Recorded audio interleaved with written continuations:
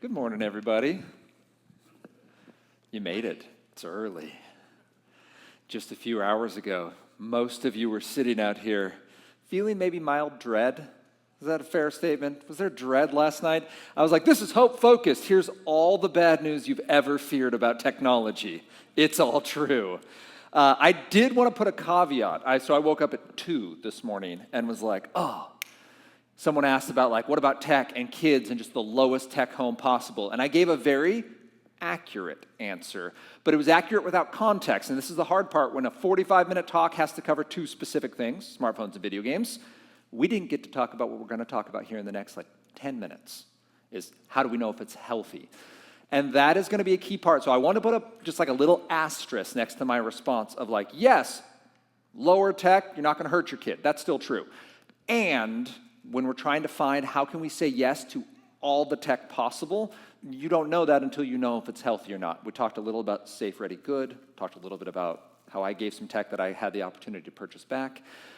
But today's conversation I'm excited for, and I'm glad you came back, because it is the hope extension of the truth we learned yesterday, and it is the application. So first one is use the best tech well, and the second part is how do we make it safe at home. That's where we talk about installing things on the phones and setting up the network and that side of it. So those are our 2 conversations. First conversation today, though, is use the best tech well.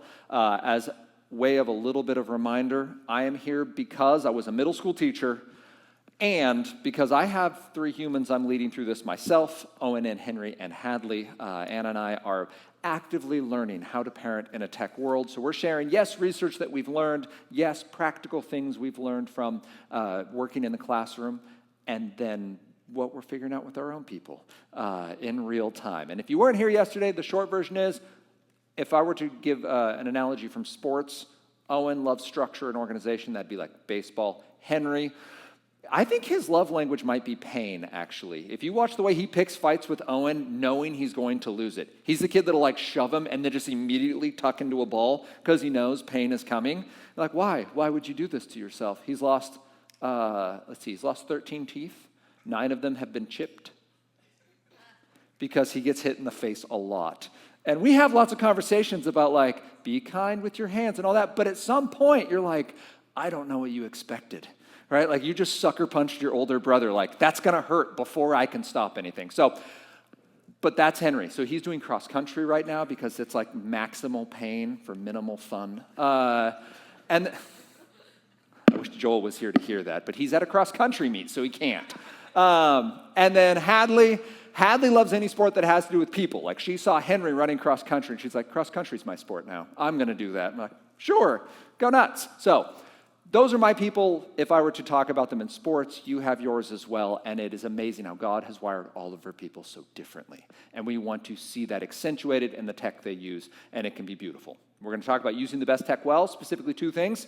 That there's 2 types of tech. We talked about it briefly yesterday, but I'm going to drill a little further into it so you can spot it and then communicate that with your family and with the people you work with, or with people that come over to your house, or with your siblings during the holidays coming up, Thanksgiving and Christmas. You're going to have tech show up in homes that you need to have clear words to talk about, and then we're going to assess tech health. Okay, so we have this kind of tech, but is it a problem? We talked yesterday about you might have given your kid a smartphone at 11.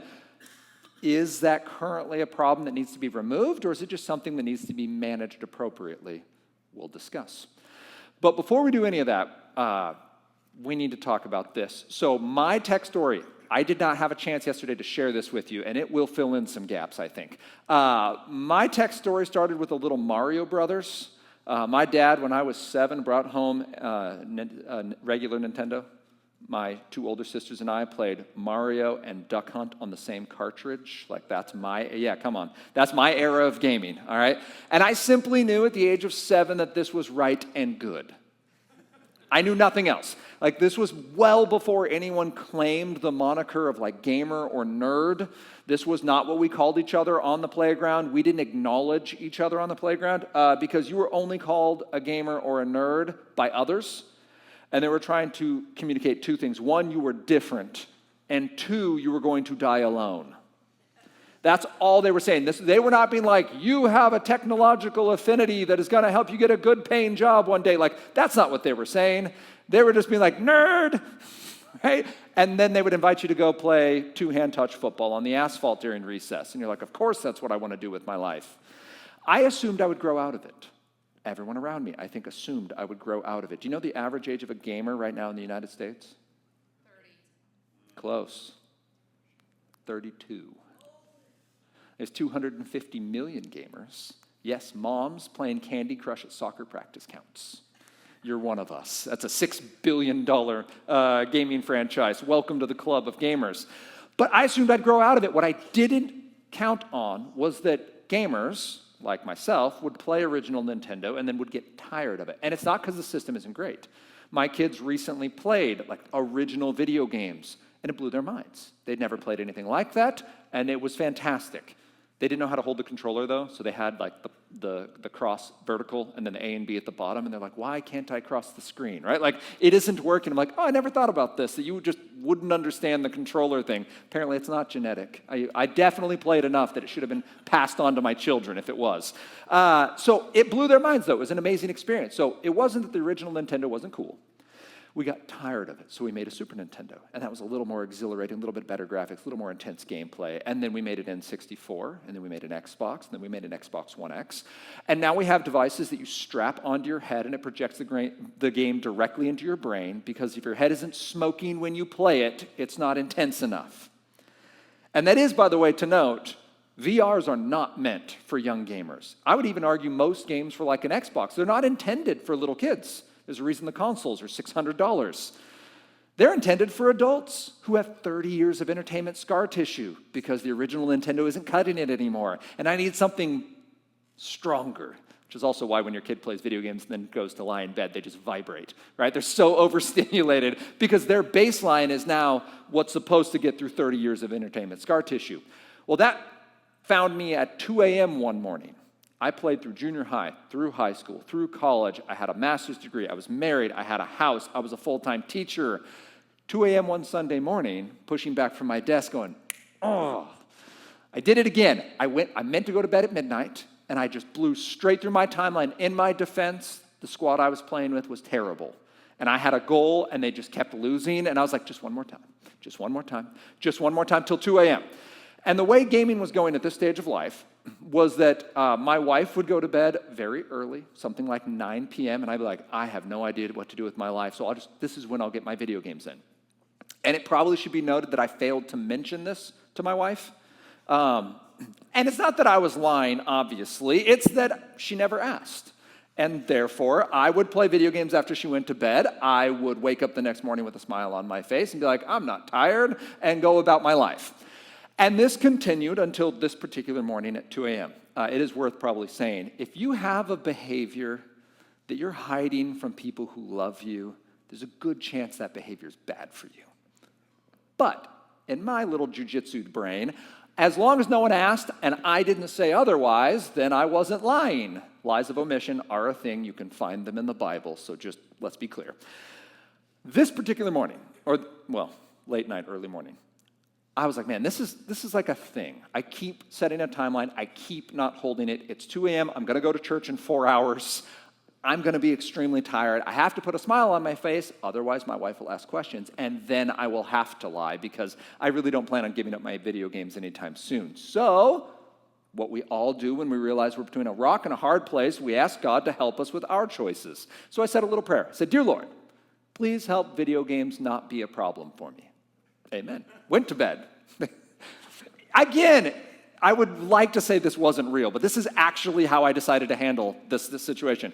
Went to bed, woke up 4 hours later. We drive to Federal Way. We were going to Northwest Foursquare at the time. Pastor Steve Shell was preaching, and he goes, this week, we're going to pause in our study through the gospel, and we are going to talk about addiction. And you're much quicker this morning than I was, because I was very tired. My actual response was, that's really good. Someone here needs to hear that. And I don't remember the first half of the sermon, but I do remember that halfway through, Pastor Steve said, if you're asking God to help you manage your sin, you're praying the wrong prayer. God doesn't manage sin. He kills it. And I went, oh no. Like, I remember that about 5.5 hours earlier, I asked God to help me manage video games. And my whole logic was, this is clearly unhealthy. I'm not doing well. I may or may not be lying to people about it. I probably should ask God to, keep it in a corner for me. And Pastor Steve very aptly points out, that's not the way this works. And God, through his Holy Spirit, heavily convicted me that I was asking him to just help me not be too unhealthy with my video games. So May 15th, 2011 was the last day I played a video game.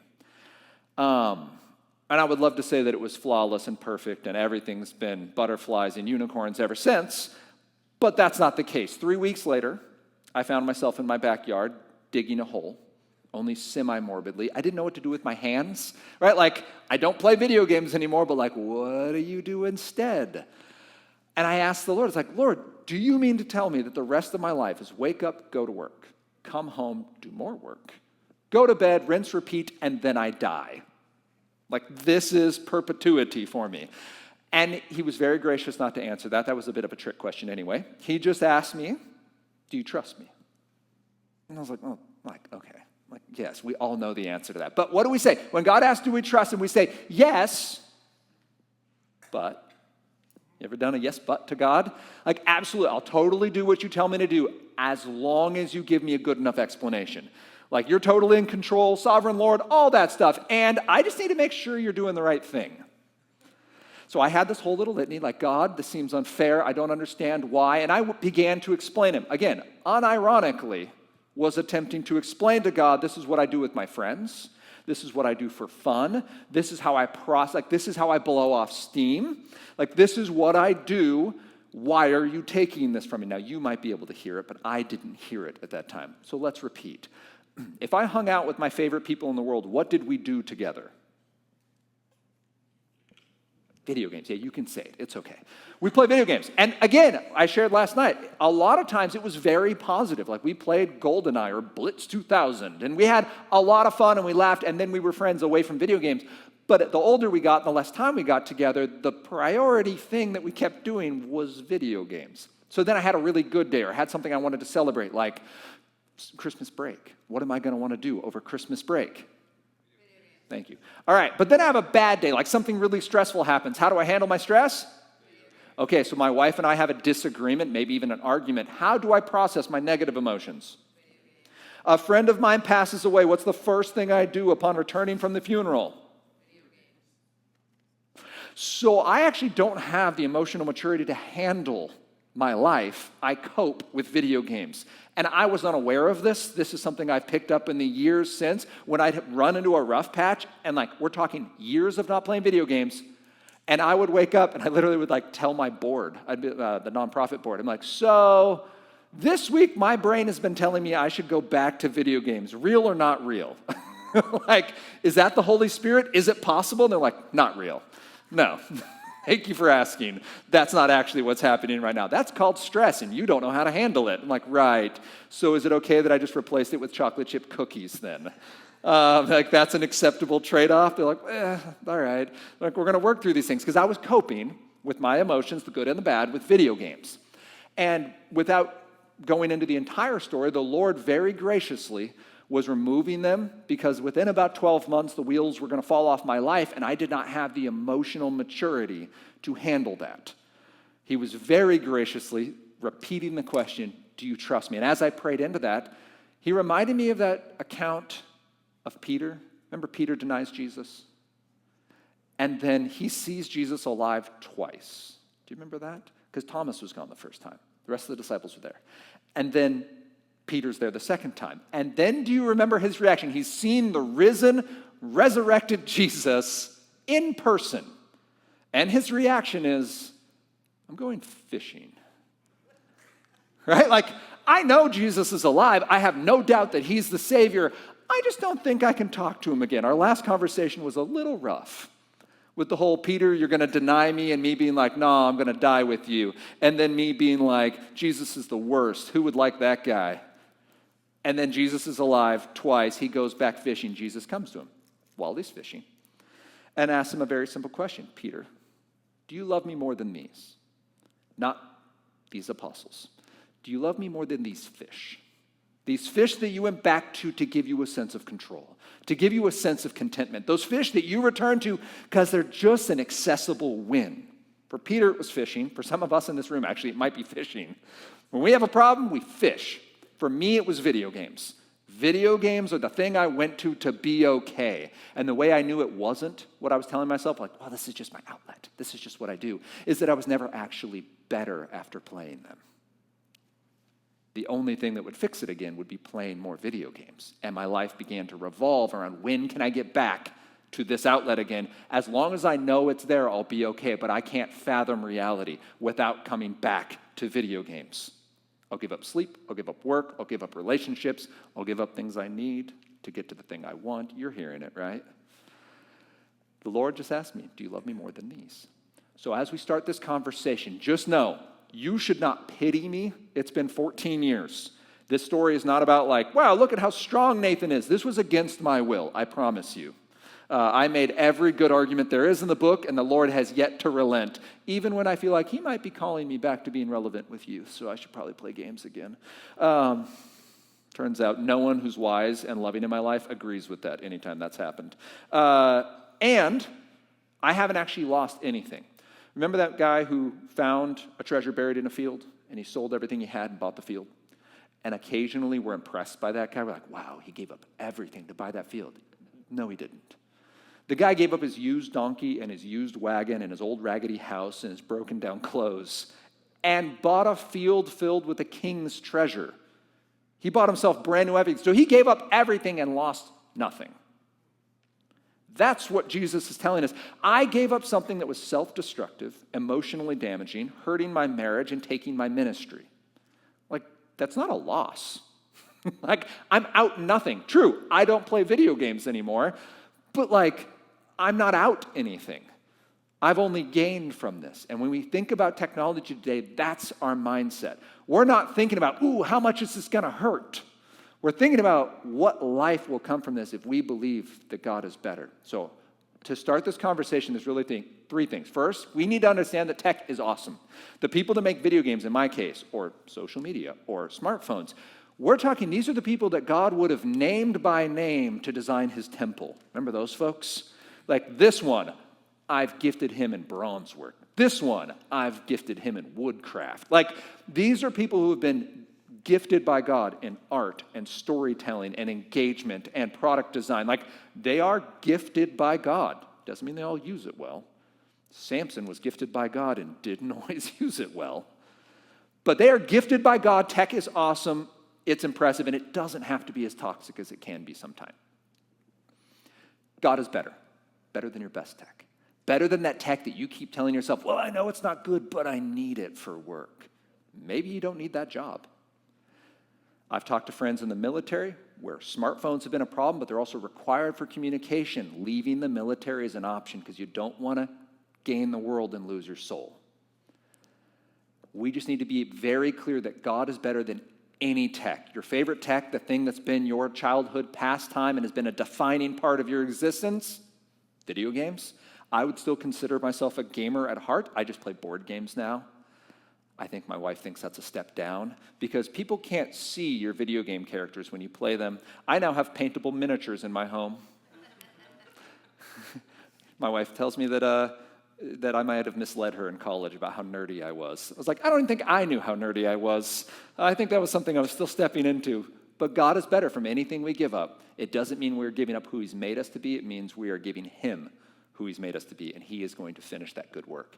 Finally, we can trust him. We can trust him to be better than our favorite outlet, better than our weak parenting, better than any rules or boundaries we might set around tech. God is better. We're trusting him for the salvation of our children, and we're going to be faithful workers in that. We're reminded a lot in the Bible about our role as caretakers or as farmers, that we're casting seed of the gospel, that we are caring for plants. The farmer does the do work, and then God makes it rain and makes the sun shine and makes the plants grow. So we do have work in this, but you can't yell at the seeds to make them grow faster. Like, at the end of the day, it's still the Lord doing the work. All right. The reason that's important is we're going to run through two types of tech and then take an assessment on our own tech use and our children's tech use that gives us practical words for talking this out. First, two kinds of tech. The first one's tool tech. The second one's drool tech. One helps us create, meaning you have a task you want to accomplish, tool tech will get you there. It will not set you any other goals other than what you tell it is your goal. Drool tech, on the other hand, will also get you there. And it comes with goals of its own. It is programmed to take your time, your focus, and your money. It doesn't make it bad, but if you're going to have a fight about technology, it's probably drool tech, because it's coming in and setting goals that you didn't intend to have. Now, just using that, remember yesterday we had elbow partners? I'm going to need you to find an elbow partner because an 8th grade style pop quiz is coming. So find yourself an elbow partner. If you don't have one, move so you can be near somebody. You can have up to 2 elbow partners because you have 2 elbows. Got it? You ready? Yeah. All right, here we go. I'm going to show a type of tech. I'm going to give you 10 seconds. You're going to turn to your elbow partner. You're going to say tool or drool and just a quick thought on why. Is it tool tech or drool tech? With no further explanation, go. Nail gun, tool or drool, go.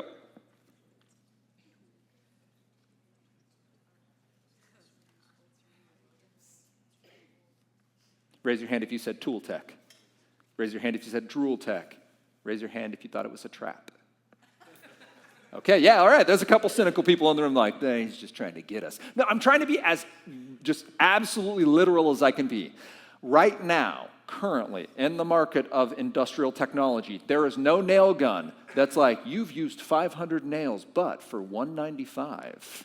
We can get, like that doesn't happen. There are no microtransactions. There's no awards. We're like, you're a platinum level nail gun user. If you want to put a piece of metal through a piece of wood, a nail gun will do the job for you. It's just a fancy hammer, which is just a fancy rock tied to a stick. It is going to leverage your goals more effectively. 0 people right now are getting notifications from their nail guns. It's just not a process. It's a tool. It waits for you. It will wait a day, a week, 5 years. It will not follow up with you. Okay, tool tech. Tool or drool then, second tech, podcast. Go.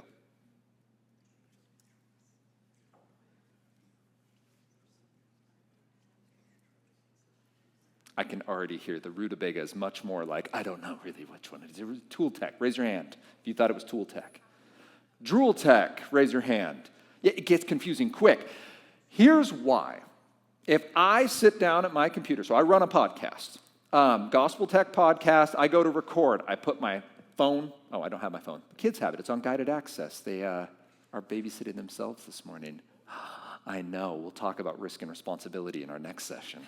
But I set that up. I have a microphone. I sit down. I just use GarageBand. Krista Ministries is amazing, and they do all my post-production for me. So I record. I finish. I make sure it's under 28 minutes because otherwise they yell at me. They try to use it on KCIS, and when I put like a 37-minute one, they're like, we can't use this, so shorten it. I drop it in a share folder, and it's gone. At no point in that are there any notifications, rewards, feeds, any of that. Likes, followers. It's just creation, sharing, editing, production, and out to the world. So that's all tool tech.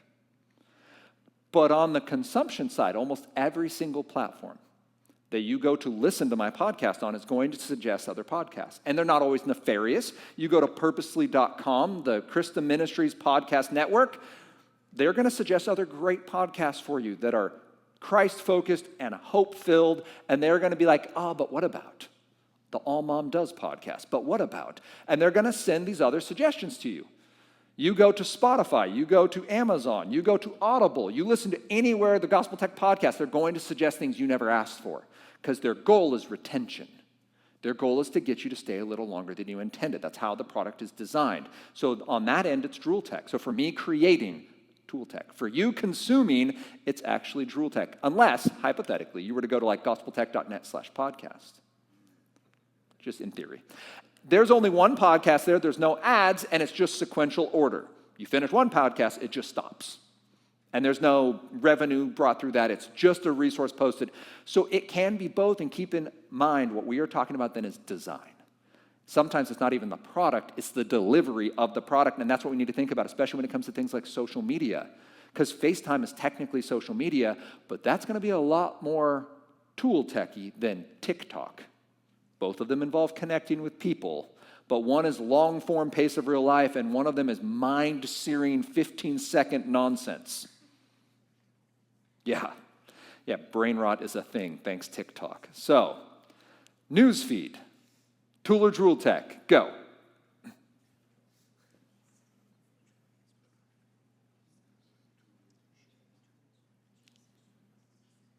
Three, two, one. Raise your hand if you said tool tech. Raise your hand if you said drool tech. Okay, it has the word feed in it. That's a sign, because you are actually not in control of what you're ingesting.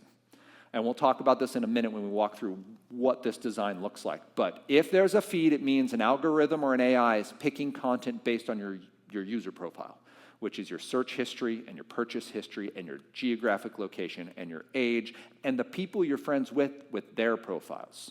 So in this room, you're actually adapting your internet profile and what you'll see because you're sitting around these other profiles. It's called micro-targeting. It's wild.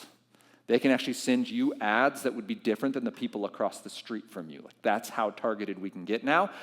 I like that technology like I like fighter jets. I don't always love how they're used, but just the fact that it works is really cool. So, it's wild what we can do with targeted information to specific individuals. You and a spouse could use the same app, and you will get different news articles. They're not different in terms of when you open them. They're different in terms of what you'll see where, and you might actually have to search for content that's just delivered to them. You will, by the way, get to the point where the content is, they're not going to lie. They do this in textbooks right now. So in digital textbooks, in the Northwest, we will receive a different description of the Civil War, for example. This is well documented. It goes back 7 or 8 years. Different description of the Civil War than someone in the South will receive. And it's not that the facts are different. It's which facts that you remember my 2 a.m. thing with video games and we just failed to mention certain things. It's that piece. We fail to mention certain parts that are focused on in one group's textbook versus another group's textbook. That is the power of a feed, and we just want to recognize that. So it's not currently that articles adapt to the reader, it's just which articles you would see. I say currently because I fully expect that to happen, that AI will have the ability to adapt a writer's piece to the audience because they're mainly worried about traction. They want you to really like it or really hate it because then you share it and then the revenue goes up. Computers, tool or drool? Turn to your neighbor and discuss.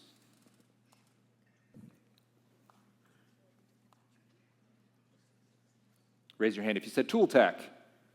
Raise your hand if you said drool tech. Raise your hand if you said both. Yes, all right, these are tricky. We're asking our children to enjoy their favorite YouTubers and engage in social media and play their video games, and then they hit the exact same device. Go do long, deep work that's focused and important for their brains. That's almost impossible. And so we need to recognize that there is this educational dichotomy right now. There are currently no devices that are purely educational platforms, where all they have is scholarly research. We still tell our children to Google information if they want to do a research project, where they are only design programs, design a video game, design a movie, design 3D creations. We don't have a product that's just that. We have these amalgamated, they're entertainment platforms that can do educational stuff. So the reason this matters is tool and drool tech are two types. We need to think about what we're bringing into our homes and where our arguments, where our struggles are happening, where unhealthy behaviors are showing up. If there's an archetype for tool tech, it's Microsoft Word, because none of you has ever, at 11 p.m., taken your $1,000 alarm clock, also known as a smartphone, set it on your bedstand, had it buzz, you pick it up, there's a notification, you click on it. It says, hey, haven't seen you in a while, and it's Microsoft Word. And it says, I thought maybe we could write a haiku together. No one's ever had this happen. No one's ever been like, I know you wanted to start a manuscript, but Sally down the street already started hers, and it's way better than yours. Here's an excerpt, so you feel terrible about yourself. Microsoft Word doesn't do that. By the way, I presented a few weeks ago at Microsoft, and I was like, this isn't a product suggestion.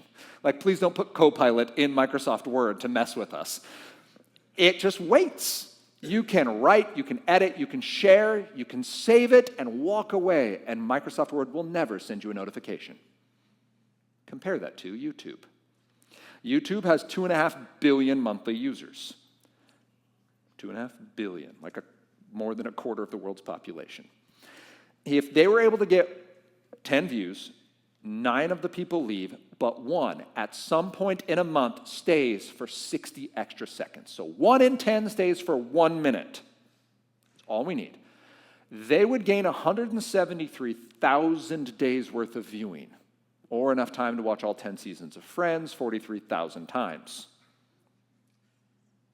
It takes 5.5 straight days, by the way, to watch all 10 seasons of Friends. It's a lot of time. But YouTube doesn't only get 1 in 10. Actually, in 2016, the last time they reported this stat, they said it's not 1 in 10 people stay for a suggested video. It's not 4 in 10. It's 7 in 10. 7 in 10 people go to YouTube to figure out how to fix their AC unit and stay to figure out how that squirrel got through that maze. Which isn't a bad video. By the way, if you've never watched Mark Rober's squirrel videos, please watch them. Not like I told you to watch Mortal Kombat. Actually watch them.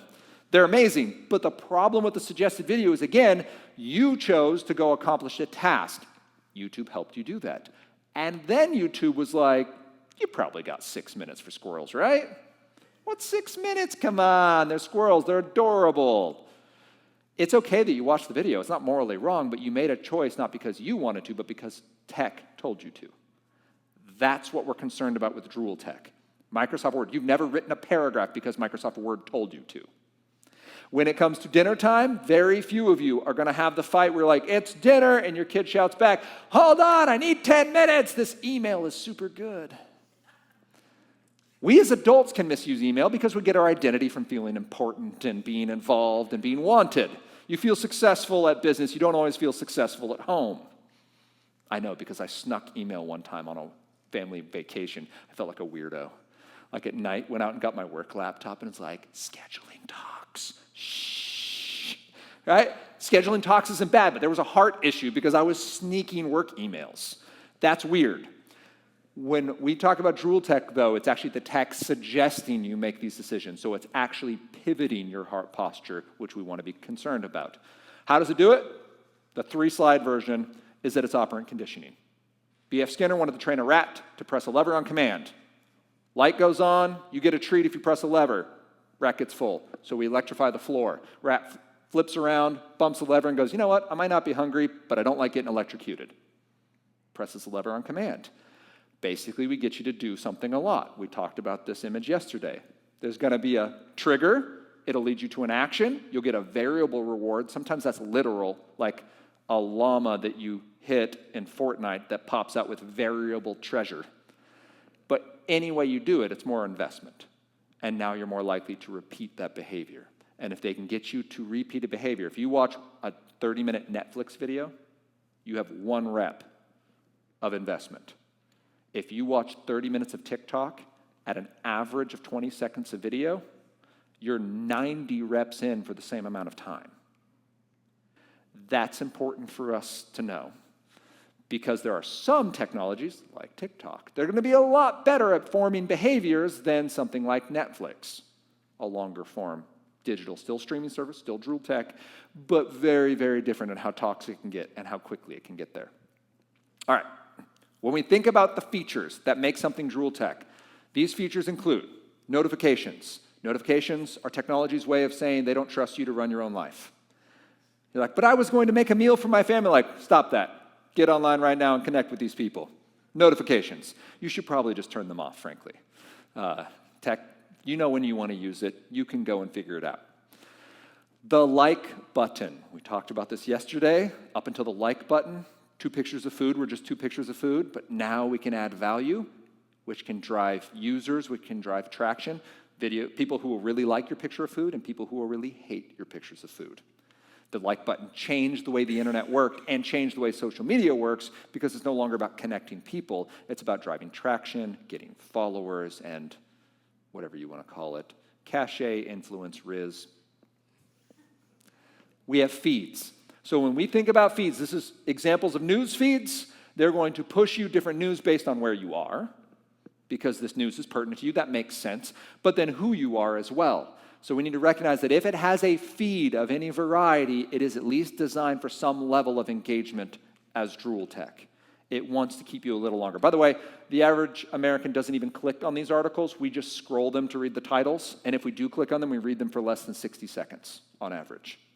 Most of us just want the title. We can kind of guess what happens next. And then we go and tell people, did you hear? Because we love to have some juicy news to tell our friends. So, feeds, if there's an infinite scroll, up until social media, nothing in human history was infinite other than God. No book, no play, no country lasted forever, but your TikTok feed will. And at some point, yes, AI will just start filling in the gaps. Think about it. If you've been scrolling for 2.5 hours, they know you don't care what you see. They know you don't care if it's real. They'll just start making content for you. They're like, whatever, we ran out of stuff, but here's some things our AI cooked up for you. Go nuts, right? Shark wearing sneakers? Sure, go for it. Infinite feed is an example of drool tech design because their goal is engagement. Followers and likes, it's a way to track you. It's a way to encourage you. It's a way to get you a little echo chamber of people who think you're awesome. We literally call them followers. That should give us pause. You ever seen that little icon at the top, the little pinwheel? Do you know when that shows up in your app? If you swipe to refresh. Did you know that design feature is built directly off a slot machine? That is, so if we were thinking about that near y'all hooked wheel, your prompt is boredom. You finished your scroll, nothing's really there that you saw that was new, so then your action is to swipe. They could have just given you new information if it's out there, but they don't. You swipe for it, it thinks, it's not thinking, it already has the information, but that little pause builds anticipation. And then it gives you your variable reward, more news. It might be bad news, it might wreck your day, it might distract you for 25 minutes, but it's a reward you're now more invested in. The next time you feel anxious or bored or excited or whatever, you're more likely to do it. This happens when your kids are brushing their teeth and you have that awkward 3 to 5 minutes. You don't want to be there and have them pepper you with words, but you can't really do anything productive. Now, you could read your Bible. You could memorize scripture. You could listen to worship music, but you don't. You open the app and swipe just one more time. Or if you're me, you go to the weather app and swipe just one more time.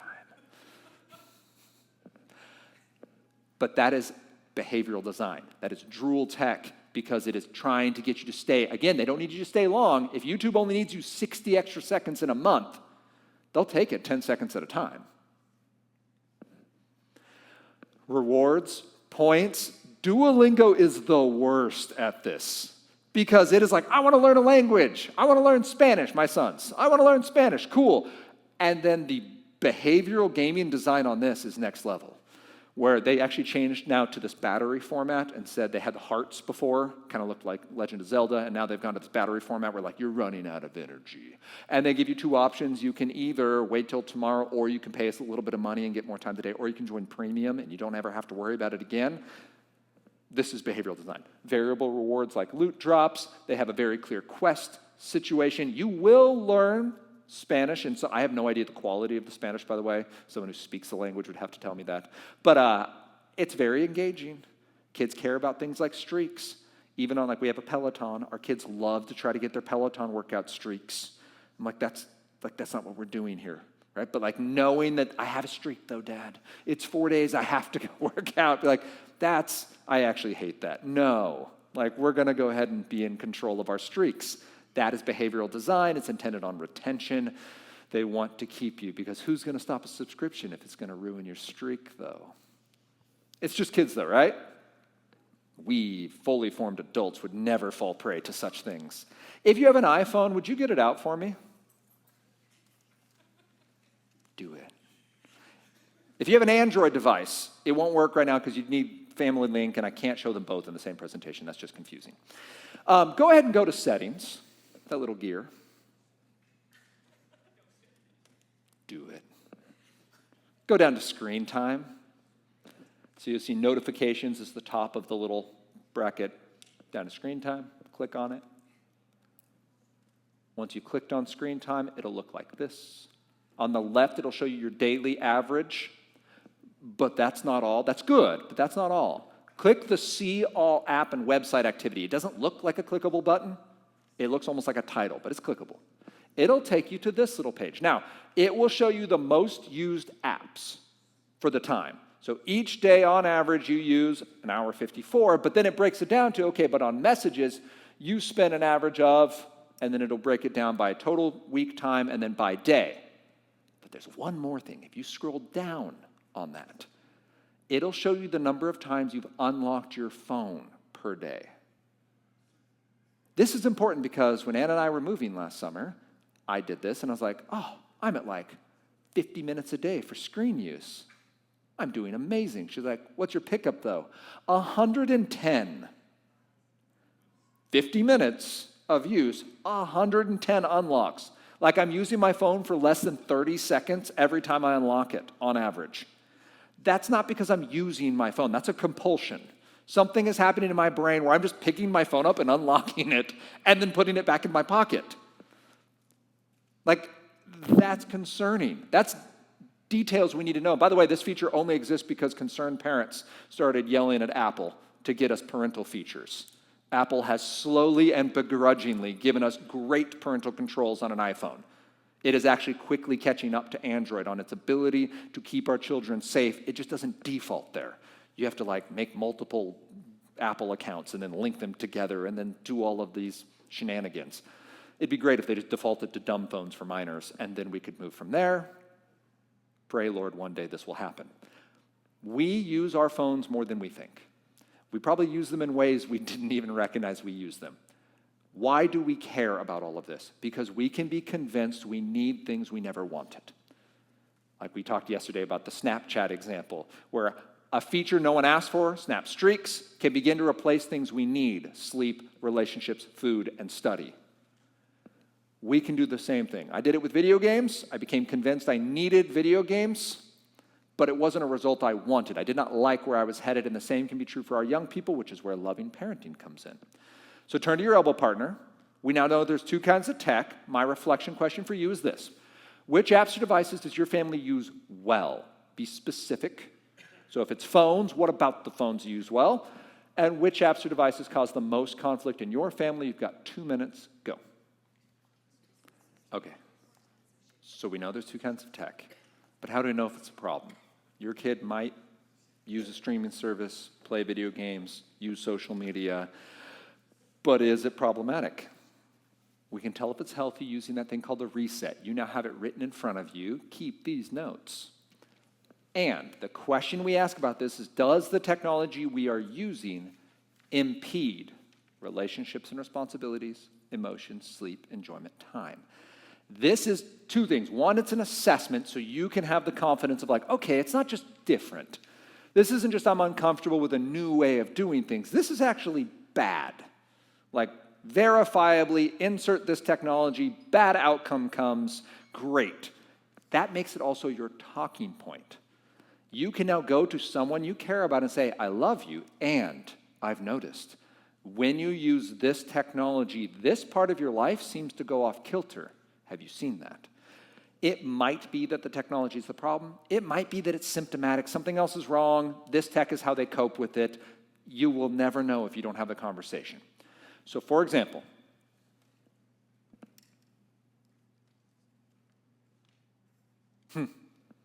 that slide was in the wrong spot. Sorry. Never had that happen before. Interesting. Relationships and responsibilities, though. What we're looking at here is relationships within our family and with their friends.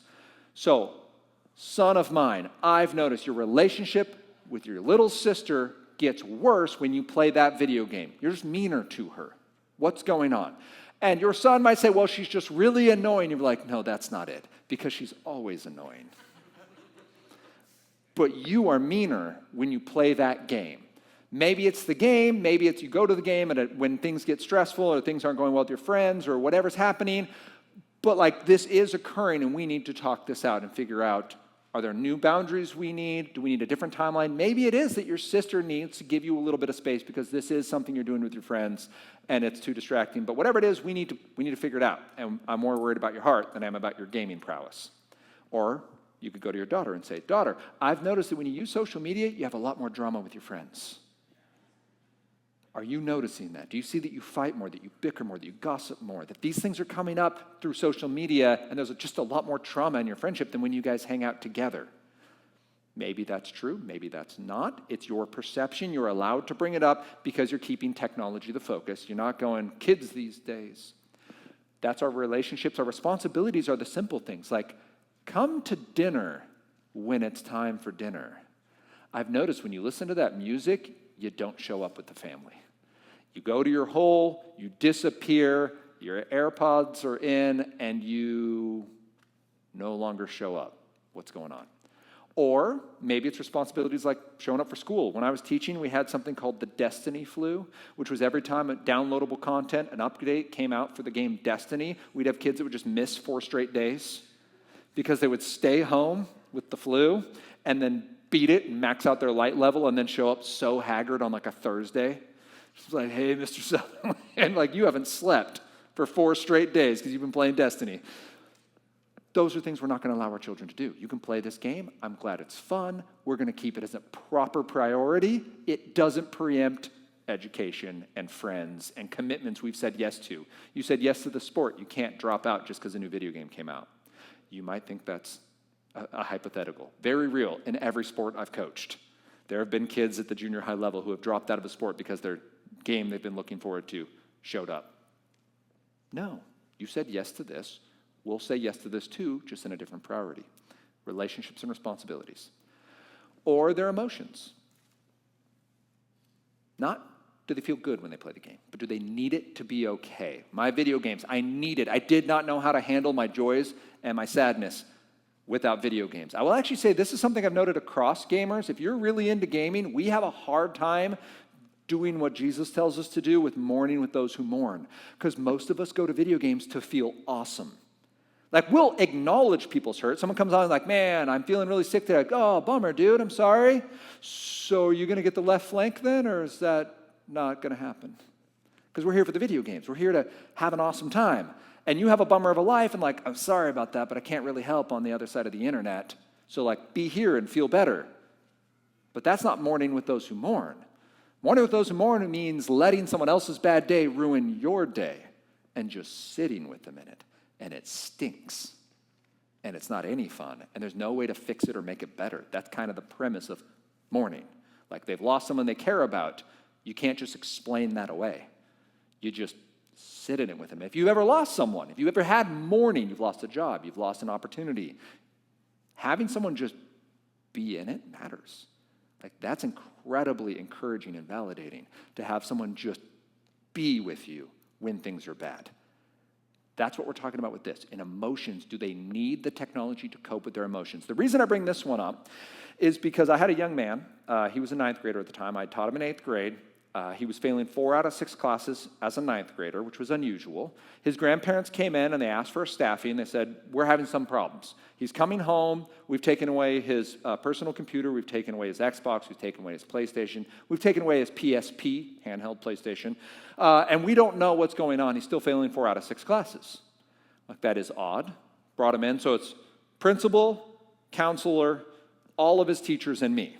This kid, if you need a visual for him, he looks like Ennui from Inside Out 2, like long black hair, hood up, just like staring at the desk, like as classic stereotypical 9th graders you could get. People are asking him lots of questions. He doesn't have any answers, just hands in his pockets. At one point, I'm like, hey, could I see your phone? And being a 9th grader, I did not phrase my question carefully. He goes, see? I'm like, ugh. All right, will you unlock your phone and hand it to me, please? And he did. I started swiping through it. I was like, what are all these folders? He's like, video games. Okay. How many video games do you think you have on here? I don't know, 500. That's a lot of video games. Okay, so at this point, like, it seems simple. Games are clearly the problem. They're affecting his sleep. We've solved it. Hooray us. Tech is the devil. Except we asked like 2 more questions. And it turns out that his dad just moved home. His dad moved out when he was 2. He's a 9th grader, so he's 15. His dad moved home into his grandparents' garage with his dog and his girlfriend, and he's slinging dope to the neighbor kids, and he demands on being called dad.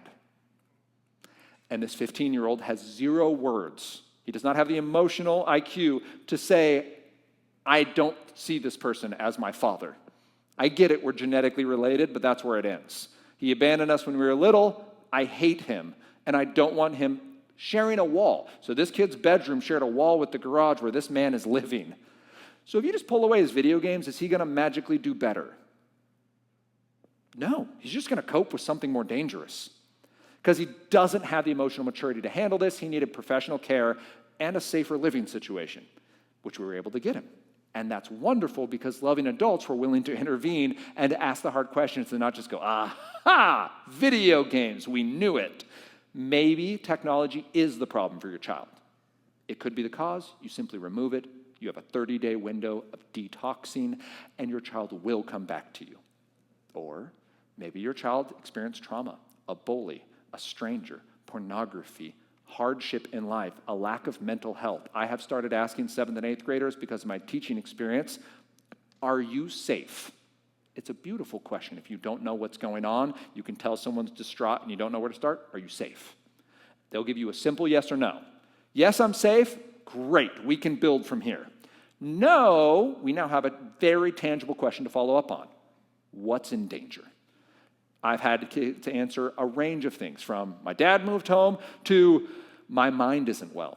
They don't have any other words. They just know that they're not safe to themselves. Okay, that's different than me just blaming video games, right? So as we talk about a reset, it's a really powerful communication tool. I would also like to point out it works with spouses. I get asked all the time, like at every Momco I go speak at, how do I talk to my husband about his gaming? And you bring up the point of, I know you've said you need video games because they help you blow off steam. I'm not seeing the emotional stability after you finish gaming, right? If video games are helping, then it's like exercise or eating food or getting a good night's sleep. They'll go do the thing and be better because of it. But if that's not the case, and you end up with less of your person after they've engaged in this technology, you can say that, especially when you're in a covenant relationship before God and these witnesses. So feel free to use reset in those conversations as well. It keeps the loving conversation the focus. Then we have sleep. You need sleep. This is where that slide was out of place, but let's just keep rocking. No one needs a $1,000 alarm clock. That one will work. It could be home before you today if you buy it on Amazon. Sleep impacts everything. If you need a good book on sleep, read Matthew Walker's Why We Sleep. He's the UC Berkeley head of their sleep lab. It impacts everything. If you want your child to do better in life, make sure they're getting enough sleep. A lack of sleep can be linked to depression and suicide. So if you have a kid who's feeling anxious, who's struggling with large groups, especially post-COVID, where our kids sometimes are still dealing with a season where they just didn't get relational reps, sleep will help.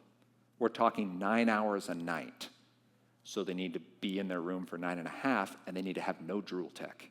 They don't go in there with a one-to-one device with a smart TV with a $1,000 alarm clock. They go in there to sleep. And it might take some practice if they're not used to it. There's kids who are calling themselves insomniacs. Look up the research on how many kids would consider themselves insomniacs. Like the stats on insomnia have skyrocketed, like exponential numbers in cases reported of insomnia. It's unlikely. It's very likely that it's overstimulation. We don't adapt to a lack of sleep. So you can't just get 5 hours enough and your body just hardens and gets used to it. Instead, your body just starts going to sleep with your eyes open, called microsleep. It's terrifying. That's why truckers get in wrecks on highways. They didn't fall asleep like we think. Their eyes are open, but their brain turned off. All right, so we have relationships, emotion, sleep. Enjoyment. Not do they like it, but do all their other enjoyments wilt? So I have seen multiple times young people get a really cool new technology, but it eats their passion for everything else. It's wonderful that your child wants to be a professional game designer or a coder or work somewhere in high and big tech or be an esports competitor. I was going to say athlete, but that feels like a stretch. Be an esport competitor. Okay, but make sure we're not gaining the world and losing our soul. If we are unhealthy in the pursuit of that goal, then it's not a goal worth attaining. We have to find that healthy space first and then make sure that we can step into these other opportunities. Their enjoyment needs to stay diverse. Awe of God is something we are commanded to. We are to be amazed at God and his creation. We are to recognize God through nature and the world he's made and the people he's planted in it. And if anything steals our ability to enjoy that, it's stealing our ability to enjoy God. Time. Just, can we be content? Set whatever time limits you've got. We talked a little bit about that yesterday, max of 2 hours of Drool Tech a day. And that's our upper end. I would encourage you to aim as low as possible on that. But time, you've set your goals, contentment. If they're constantly badgering you, asking you, following up, then we know there might be an issue. Turn to your neighbor. In closing this segment, answer, which tech causes the most reset problems for your family? This is 1 minute, and then I have one more question right after this. Go. Okay. The follow-up question to this, then, is to give yourself a grade. So I do this with middle schoolers. Let's see if I can do it with adults. FIST is a grade of 0. 5 is a grade of 5. You can pick any number in between. Based on a reset, relationships, emotions, sleep, enjoyment, time, how many for you are impeded by technology? So in my technology with video games, I was a 5 out of 5. All 5 areas had obstacles set up in them because of my unhealthy tech use. I know we think about our kids and our spouses first. I did the same thing. We're going to talk about addiction today. I'm like, solid. That's going to be a great call. But reflecting our own tech use, how many parts of our life, 0, 1, 2, 3, 4, or 5, are negatively impacted, are impeded by technology? Would you just show me in front of you? Fist to 5. I can see all of your hands from here, by the way. I know the room feels really big, but it's not that big from the stage.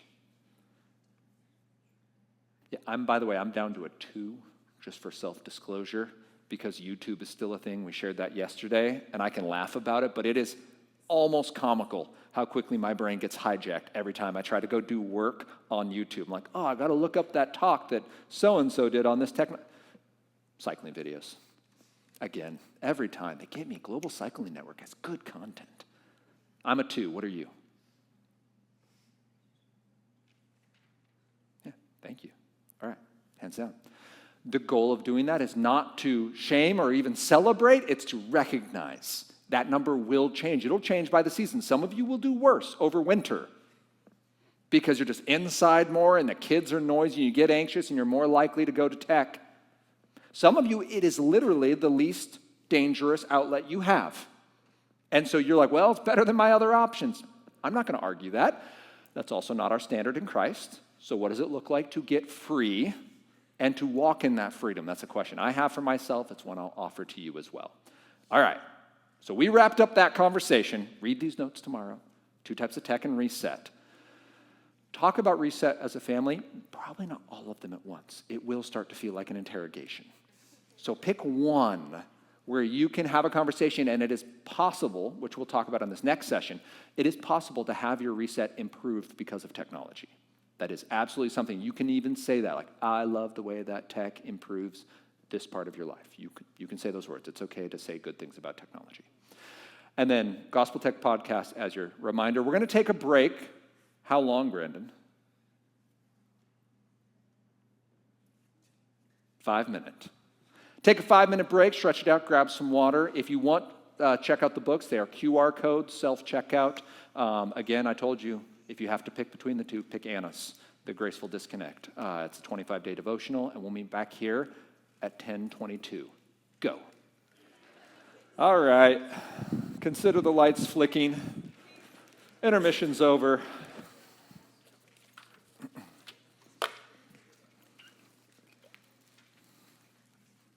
You made it. Session 3 of 3. Here we go. We talked about 2 types of tech, tool and drool. How to know if it's healthy, reset. That's our foundation for talking to our children, our loved ones, our family members, kids in our carpool, about their healthy tech to get the conversation rolling. What's it doing with our relationships, emotions, sleep, enjoyment, time? If you have questions, feel free to QR code or go to slido.com, enter that code. You can upvote other people's questions. You can add new questions, and we'll be able to tackle that right after this session. We'll take another short break, then come back together and try to connect as many dots as time allows. In our third conversation, we're talking about making tech safe at home. I talked about, okay, what's your tech look like on a reset, and what's it look like for your children? But the follow-up question naturally would be, okay, but what do we do instead? Like, I know it's a problem. I ran into this. I quit playing video games because I knew video games were bad for me. And I didn't know what else to do with my hands. Like, what do you do? Jonathan Haidt wrote the book, The Anxious Generation. And I'm just going to skip through this because you know these already. Here's what we're going to talk about. How to fix unhealthy tech, to make tech safe at home, and use the best tech well. I love that part because it applies to all the technology for perpetuity. Tech we wouldn't even dream of yet. Whatever holographic, AI-powered fake pet you have come into your future, you will be able to assess if that's a good choice for your family using those tools. But what do we do with unhealthy tech?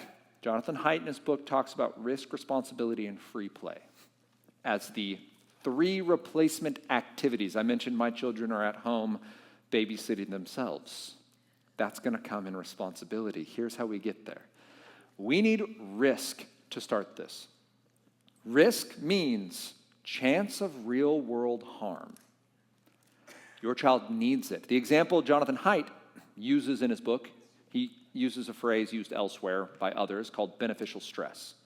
Beneficial stress is the idea of a tree grown in a biome where it never experiences wind. It grows luscious, it grows tall, it never produces roots, and it falls over in adulthood because it can't handle its own weight. Trees need wind. They need to resist. It compresses the wood. It forces the roots to grow, and they become strong and resilient. Our children become strong and resilient when they face real-world difficulties. This is an example. It's simple. It's a pump track in Leavenworth, Washington. Can you get hurt riding on one of these? Yes, they're made out of asphalt. You could break a bone. Terrible things can happen when your children attempt risky things, but the odds are small. In fact, Haidt is quick to point to research that says children, when allowed reasonable amounts of risk, are really good at mitigating their own risk. Like, they're really good at being like, that hurt last time, maybe I should go slower. Not all of them, by the way. So do know your child. I know some kids that go hard in life, despite the harm. But I promise that healing a bone happens faster than healing a mind.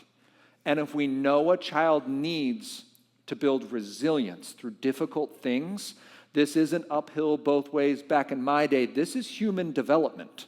This is how people become healthy adults, not just safe kids. And that safe kid practice harms them in the long run. They will end up with an inability to process their own anxieties and stress. So allow them to do a reasonably risky thing or activities. An example would be, your child comes to you with a suggestion of, Mom or Dad, can I try this dangerous thing? It might be my boys. Let's zoom in on those Nerf darts. They have put on coats, they have eye protection, and they have put toothpicks in their Nerf darts. They go, Dad, can we play this? And my first answer was, no. And then I stopped and I was like, let's think through this. Worst case scenario, you shoot your brother in the face. It sticks. You pull it out.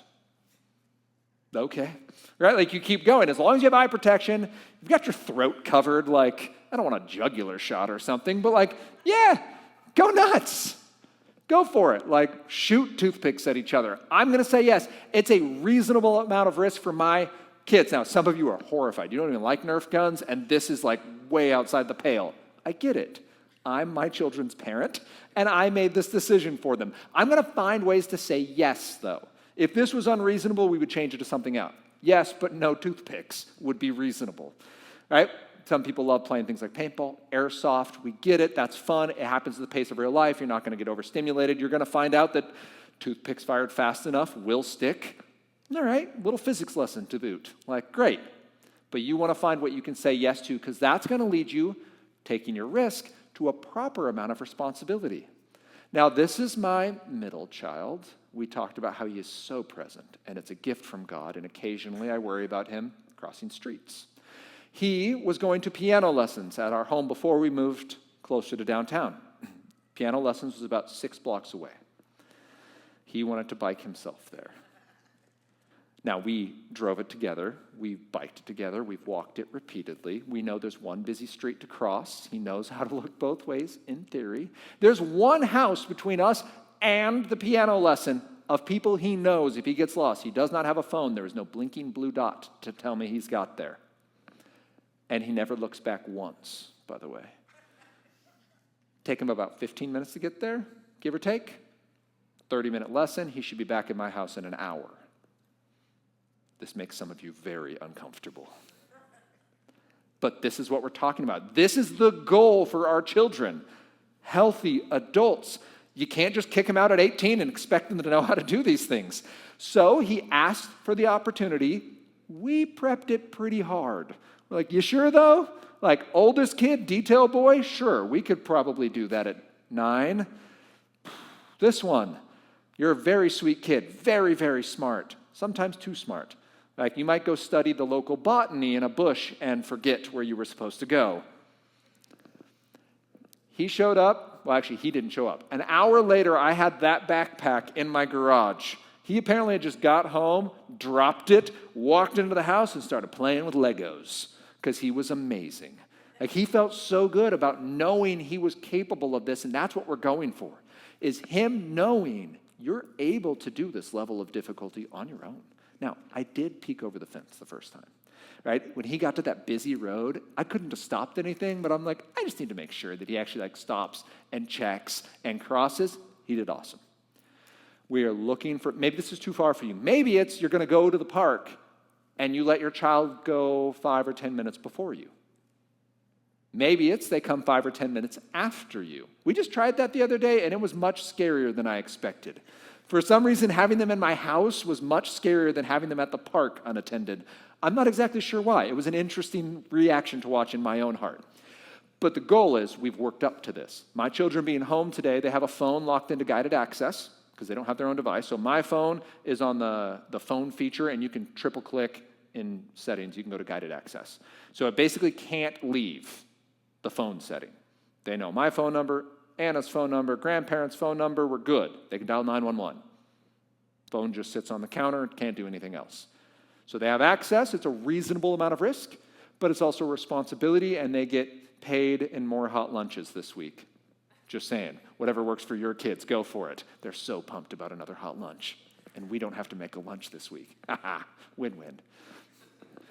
Then there's also responsibilities like this, holding your own rod. Now, in both of these situations, fishing the Puyallup River, both of my sons have salmon on. Neither of them land the salmon. In fact, they will get them to the shoals. You will be able to see the fish on the rocks. We could have got it with a net. Did we? No. Why? Because it's actually hard to find safe ways to fail in life. And fishing is a delightfully safe way to fail. So you didn't get a fish. That's a bummer. Both of my sons cried about it. Many of us do when we lose fish. And it's a great way to fail. We need to find ways. When we talk about building resiliency, that's code for letting your child fail. So many things are high stakes. They're sports teams, they're academics, they're friendships that we say, man, we have to compromise everything else in order to make sure this thing works. They have to have that app, that device, play that game because that's where their friends are. They can't be getting a C in this class because it's going to matter for 6th grade next year or whatever grade it might be. We intervene, we intercede, and we tell our children failure is never an option because I'm always going to fix it for you. Please don't let that be true.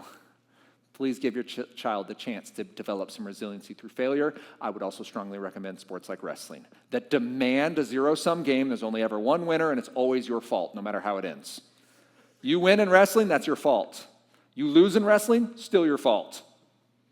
right? Like, that's it. And you lost in effectively like a ballerina leotard in front of all your friends. Like, could not be more shame-focused. As a sport, our society builds a lot of that out of kids.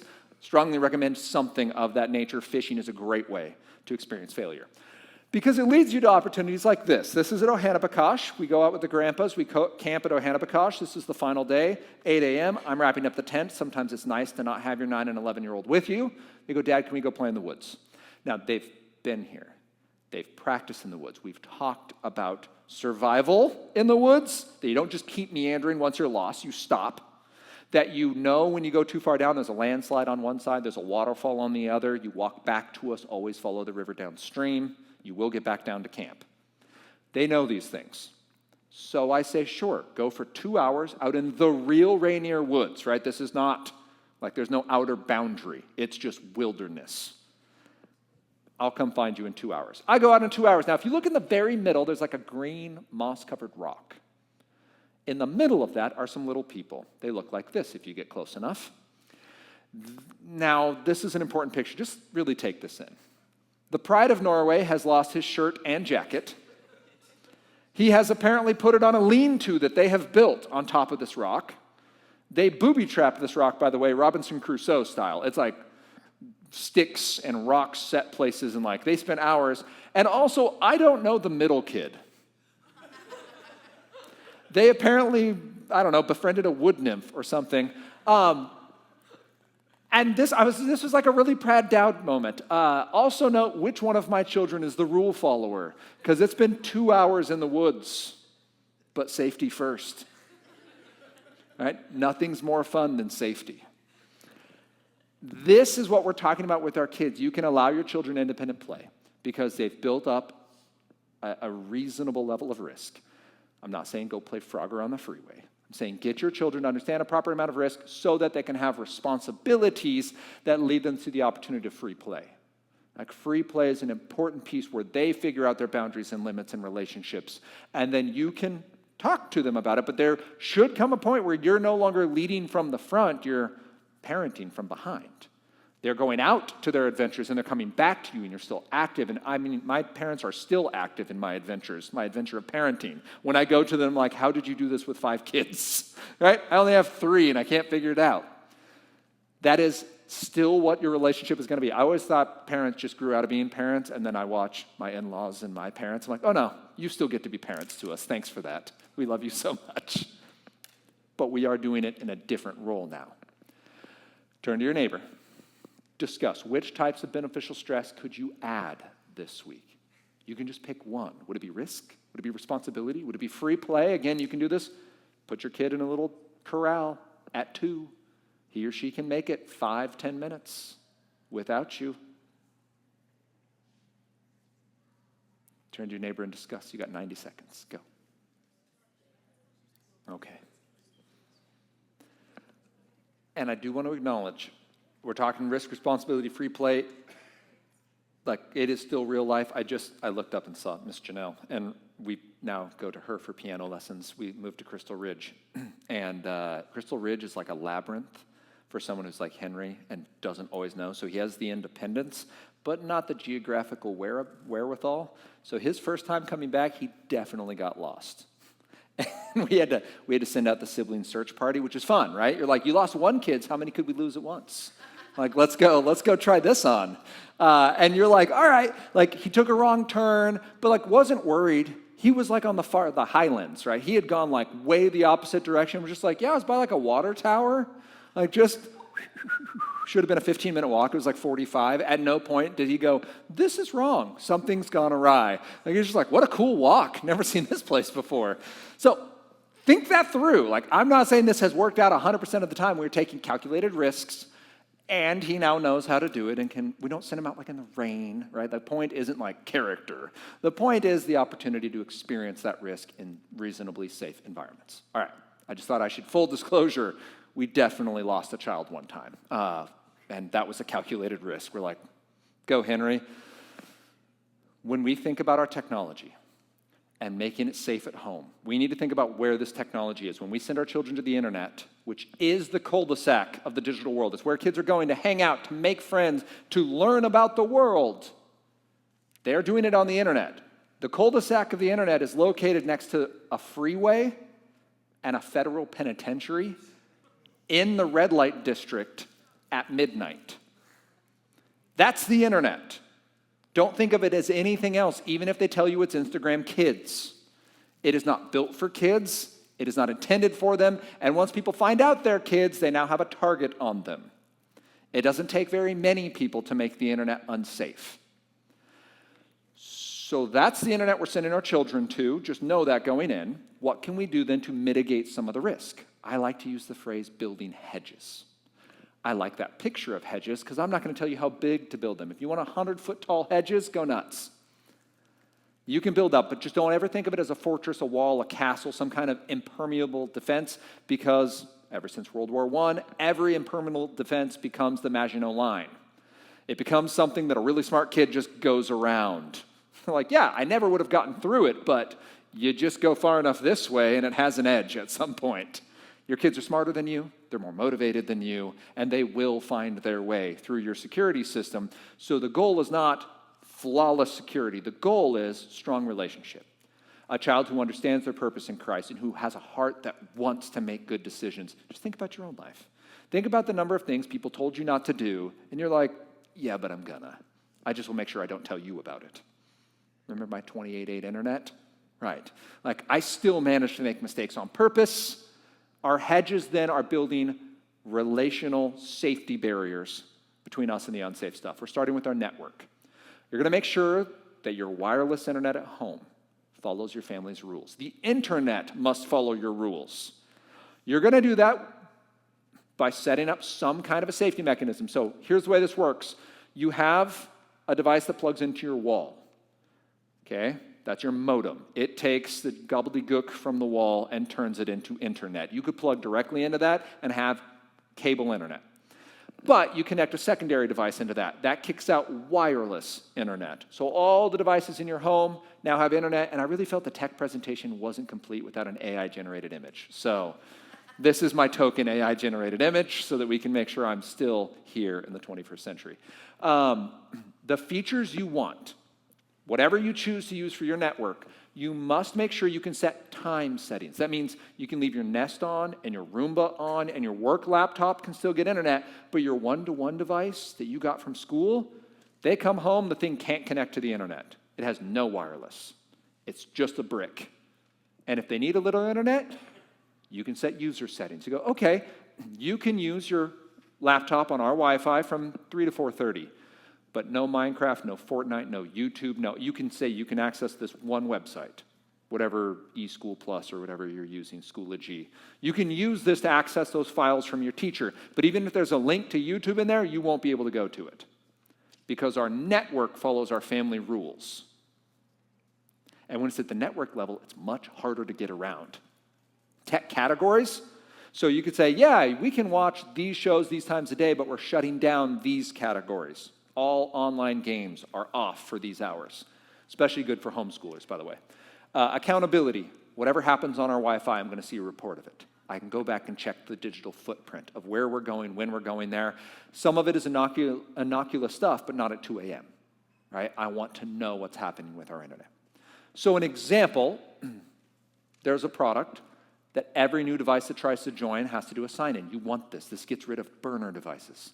Those are devices like an iPhone 11 when someone got an upgrade and they got another upgrade and they forgot about the old phone in a drawer, and a friend takes it to school and gives it to another friend and brings it to your network and signs into your Wi-Fi and now has unlimited internet access.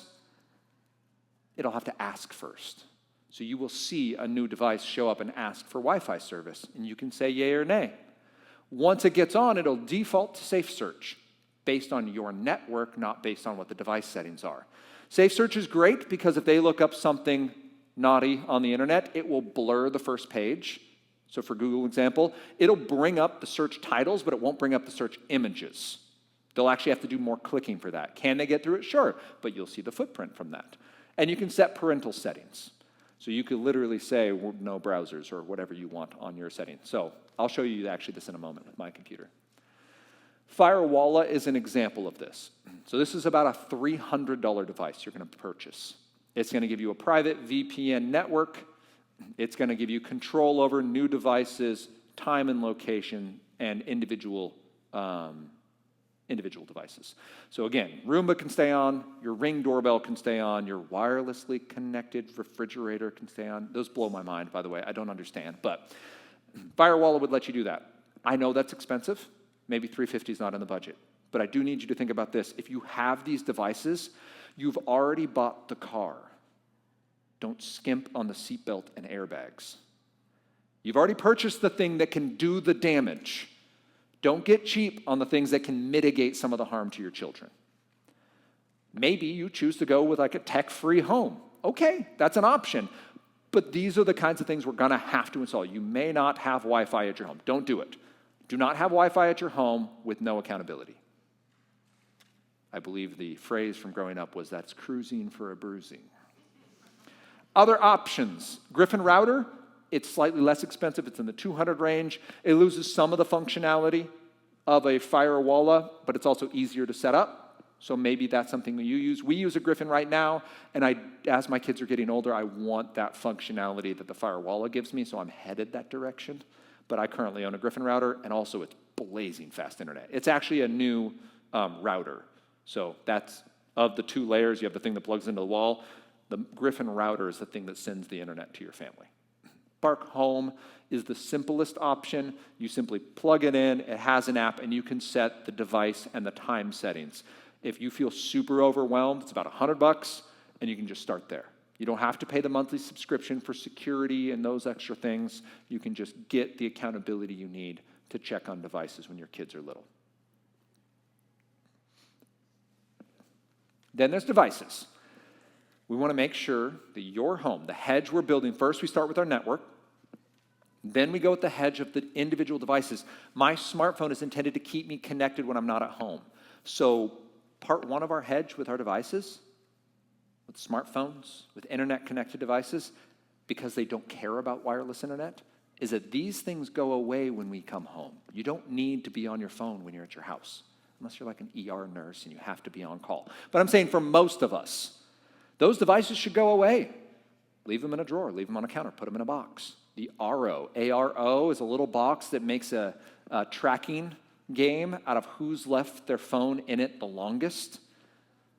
People do that, and then at the end of a week, they get a prize. You get like a $5 gift card or whatever for whoever left their phone in there the longest. Like, gamify the process of leaving your phone in, or if you cross a certain threshold, if you keep your phone in there for X number of hours, then you get this reward. Yeah, it's gamification, but you're doing the same thing that technology is doing. You're just trying to reclaim healthy habits from it. Keeping devices safe for children means that we want features like time settings for that device. This device only works between A time and B time. Content settings. You can only access these types of resources on this device. And accountability. I need to know what's happening on this device if I'm not directly looking at the screen. So, for example, now this is using a Mac laptop, so this would work under network as well. But I want to show you what like an iPhone or a Mac could do. This is a free setting. You have screen time.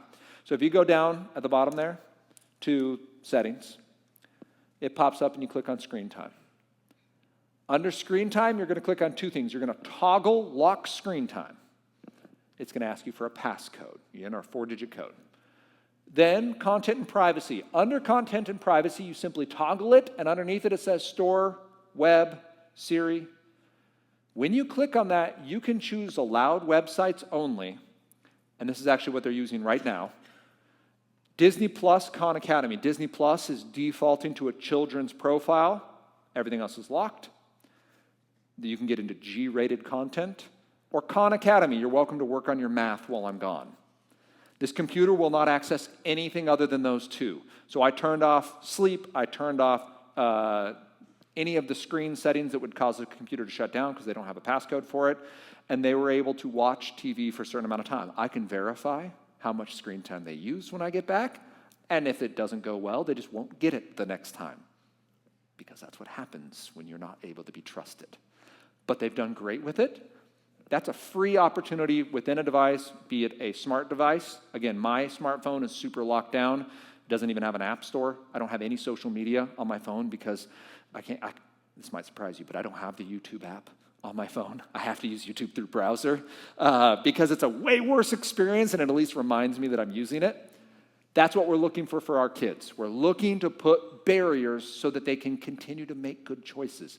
On your devices, examples would be Bark. You can use it on Android devices or just get a Bark phone. It's a great starter phone. But I'll show it to you in a moment. Covenant Eyes or Custodio. Let's start with Bark. Bark looks like this. So on the Bark phone, it monitors content. If someone texts your child or DMs them in an app, you're a loser. You'll get a message. Jeremy says you're a loser. You can go to your child like, hey, I noticed Jeremy said you're a loser. What's going on? Your child might say, Jeremy's really mean. Your child might say, oh, you should have heard what I told him during lunch. Jeremy might be a great friend, and kids in middle school especially say things like this. The number of things I had to intervene on where I'm like, I don't know if you're a sociopath or just so disconnected from reality you can't hear what those words are, but never say those words to anyone, whether you like them or not. Those are horrible words. Do not speak them. What an opportunity for us to say that. Bark stays up on all the emoji lingo too, so they'll be able to send you concerning emoji combos and the definition of what that means. Maybe your child is using it innocently. Maybe they're not. There's a lot of fruit that you're going to want to look out for, basically. Then you can go to managing screen time. Again, you can manage the time of day and the content they're going to be using during those times. Great resource for if you're home all day working on schoolwork. And then location alerts. They arrived at school, they arrived back at home, whatever it might be, you can get that little moving blue dot. I like Bark's resource because it's designed to be safe, and then you can extend it. This is the one where the App Store can release single apps. So your friends are all on this really cool app. You've talked about it as a family. You've decided it's a good decision. You can release just that app. Covenant Eyes is pornography specific. It's an image-based program. It uses AI to scan whatever is coming across your screen. It only works really well in a browser. So on my iPhone, I have Covenant Eyes, so even when I'm traveling, two other people always see what I see. If you think about the bad decisions you've made in life, most of them were made in isolation. Think about the number of mistakes you wouldn't have made if someone else had been in the room. I think about this all the time with high schoolers. They're like, oh, we just wish we had more self-control in our dating relationship. Like, you can. Invite her dad along. It's amazing how much easier it is to make a good life choice. Similar, if you want to make good decisions, there are ways to support that. Can you still make mistakes? Sure. But two other people will know about it. And that's encouraging. So it'll show a blurred version. It'll show the time that this image was taken. And again, there's some innocuous images, but at 2 a.m., they hit different. What are you doing on your phone at 2 a.m.? Let's have that conversation. We're not looking to go, aha, I caught you. You made a mistake, and now I know. We're saying, hey, I love you, and this doesn't seem like it's going great. And then there's Custodio. So we started with Bark, works best in Android devices or just their standalone device.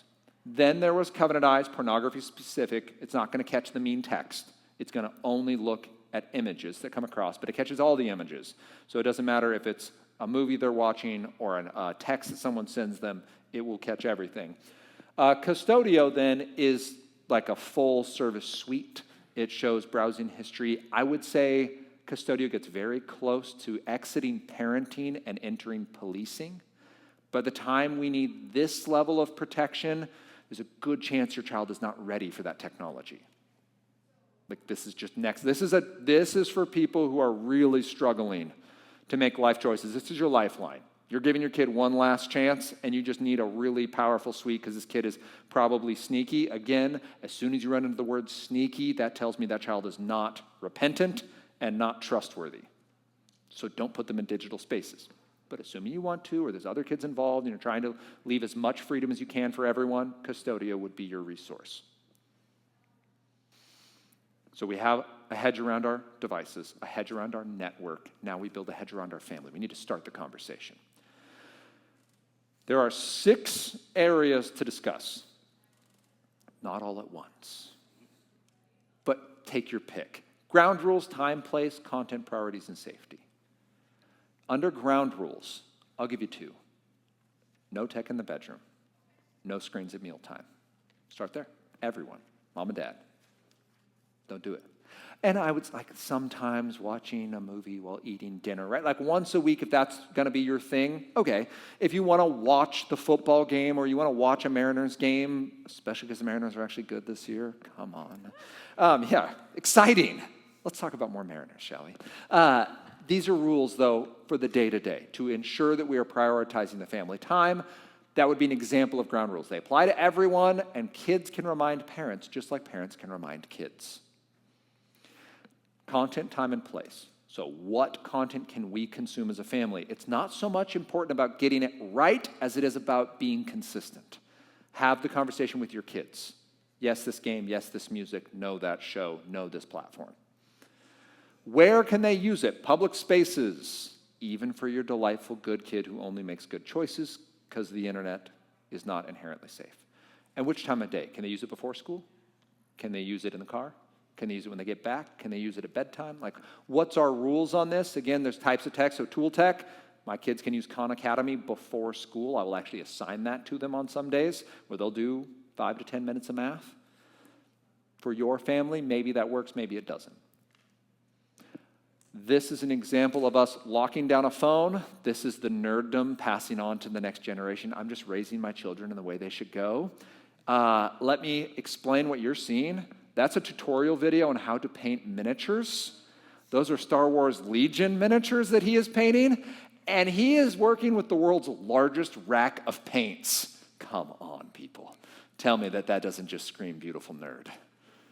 So there's technology being used well. It's something my very detailed son loves doing. It's something that makes me oh so proud. And frankly, it's more fun to play with game pieces that have been painted by someone you know. It's a hoot. It doesn't matter that they're painted well. Hadley paints most of hers purple. I have a lot of purple battle mechs in my collection now. For your family, you need to talk about priorities. So for example, where do these rank? Family time, free play, friends, hobby, school, sleep, sports, tech time, time with God. When we add tech into this conversation, it's one among many. We just need to make sure we know where it exists. So we're getting to the important things first. And sometimes we have time to go, you know what, this would be a great time to watch a show or to play a game or to enjoy this technology. Cool. And sometimes, like we talked about last night, we realize, wow, when in this Christmas break would we insert this technology? We wouldn't want to give up anything else we're doing instead, so it sits in a safe for another year. Okay. That's all right, because it lines up with our family's priorities. It doesn't mean they need to be yours, but you do need to know what they are, and they need to say them out loud. This isn't just through osmosis. And safety. You need to say the word predator, and you need to say the word pornography before you allow your child independence online. If you do not, your child will not have the words to communicate what they may run into.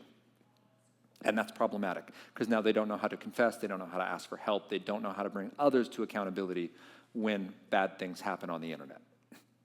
So we need to make sure that they are safe, relationally safe, before we allow them that independence. So some reflection before we head into our final portion of this conversation.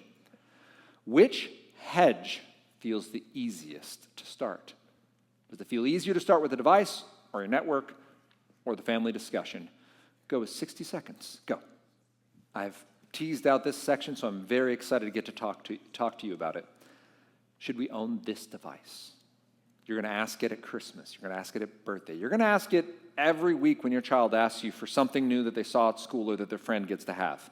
This device, this app, this digital resource, should we use it? The format for it is safe, ready, and good. I got asked about a smartphone by my eldest when he was in kindergarten because kids were bringing them to class. We had to have that discussion at 5. You're going to get asked this about every form of gaming system. Should we own this device? Sometimes it's because a spouse is bringing it up. They're like, ooh, but I want that for Christmas. Think about the time I'd get with our kids. Okay, is it a good choice? Again, I don't superimpose my issues with video games on your family. You need to ask these 3 questions. Safe, ready, good.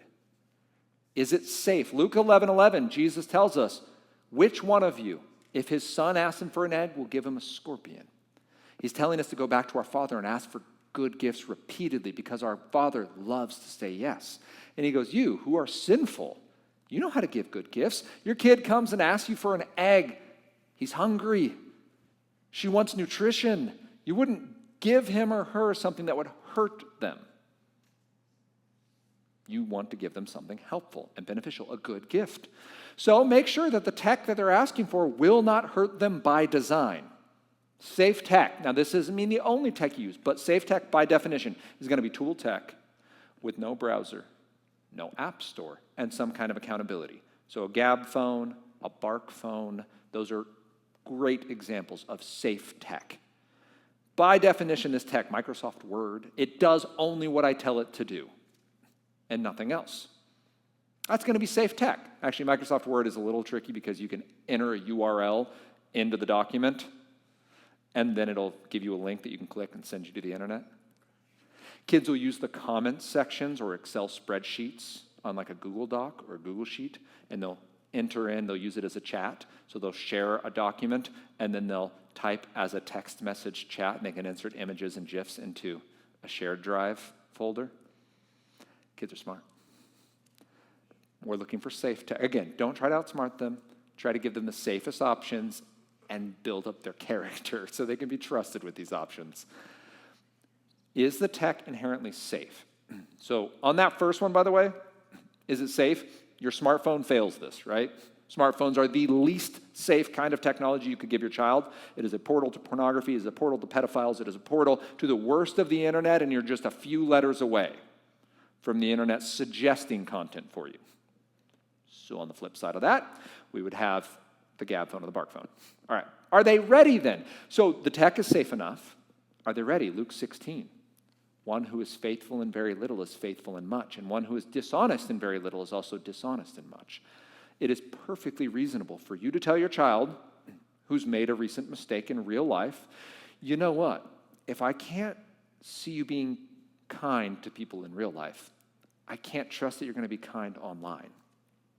If you can't be a consistent friend, if your yes can't be yes and your no be no, if you can't listen to instruction, if you can't take feedback, if you're not repentant, if you don't admit to doing wrong and I have to just go and find it,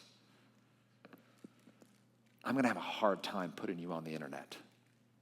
And you can say those words. You're not blaming them or shaming them. You are explaining, I love you, and you've proven that you're not ready for this yet.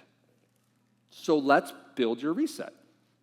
I need you to be faithful in your relationships, your emotions, your sleep, your enjoyment, your time. If you're doing well here, yeah, we'll build out some digital independence, but this is the goal. Healthy adult, not just a safe kid. I need you to be showing that you're growing. So is it safe? Is my child ready? And then is the fruit good? It's perfectly reasonable to give something to your kid, be like, whoop, don't like that result. Because there is bad fruit. Galatians 5:19 through 21 lists some of them, and I just highlighted a few. Sensuality, idolatry, meaning I look to something else to give me satisfaction other than God. That's when we finish the sentence of, I'll be okay if, fill in the blank. That's an idol. I'll be okay if people like me, if it's entertaining enough, if I can get back to video games, if I have instant gratification on my terms, if I have vacation, if I make enough money, if I'm healthy. Those are all idols. Jesus doesn't promise any of those. He promises that life will be hard and that God will be better.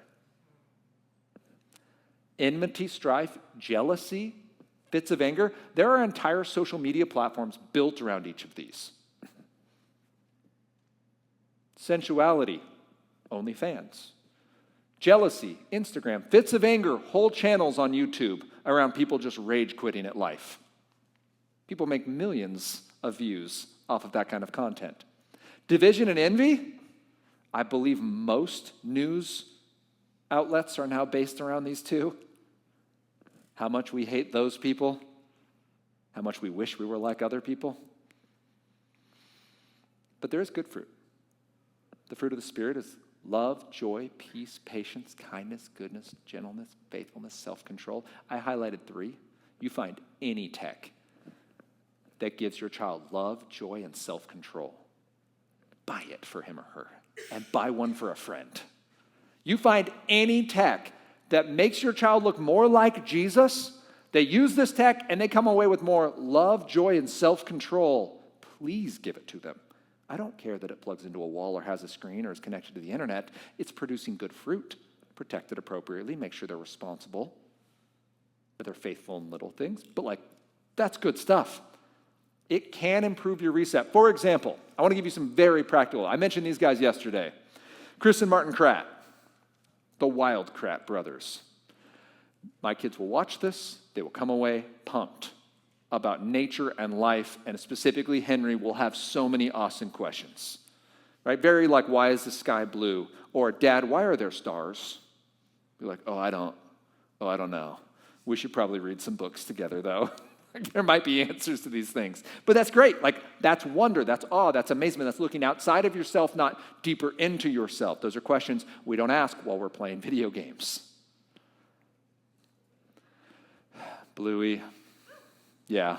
I really wanted to not like this show, by the way. People are like, those ones people get really excited about, and you're like, I just want to hate it. And then I watched it, I was like, rats, it's so relatable. The dad's like, all right, girls, it's time to play. I'm on the ground. You find a way to play with me. And he just lays down. I'm like, I can relate to this. Dad sometimes just gets tired and it's like, okay, it's mom's turn. It's a very sweet show, by the way. If you haven't watched it and you just need 8 minutes of good vibes, Bluey. These guys, Dude Perfect, they're a YouTube group. It's 5 friends who do trick shots. We actually saw them in Tacoma 3-4 years ago, and they shared an awesome gospel presentation at the end, a full-on 8-minute full gospel delivery. It was fantastic.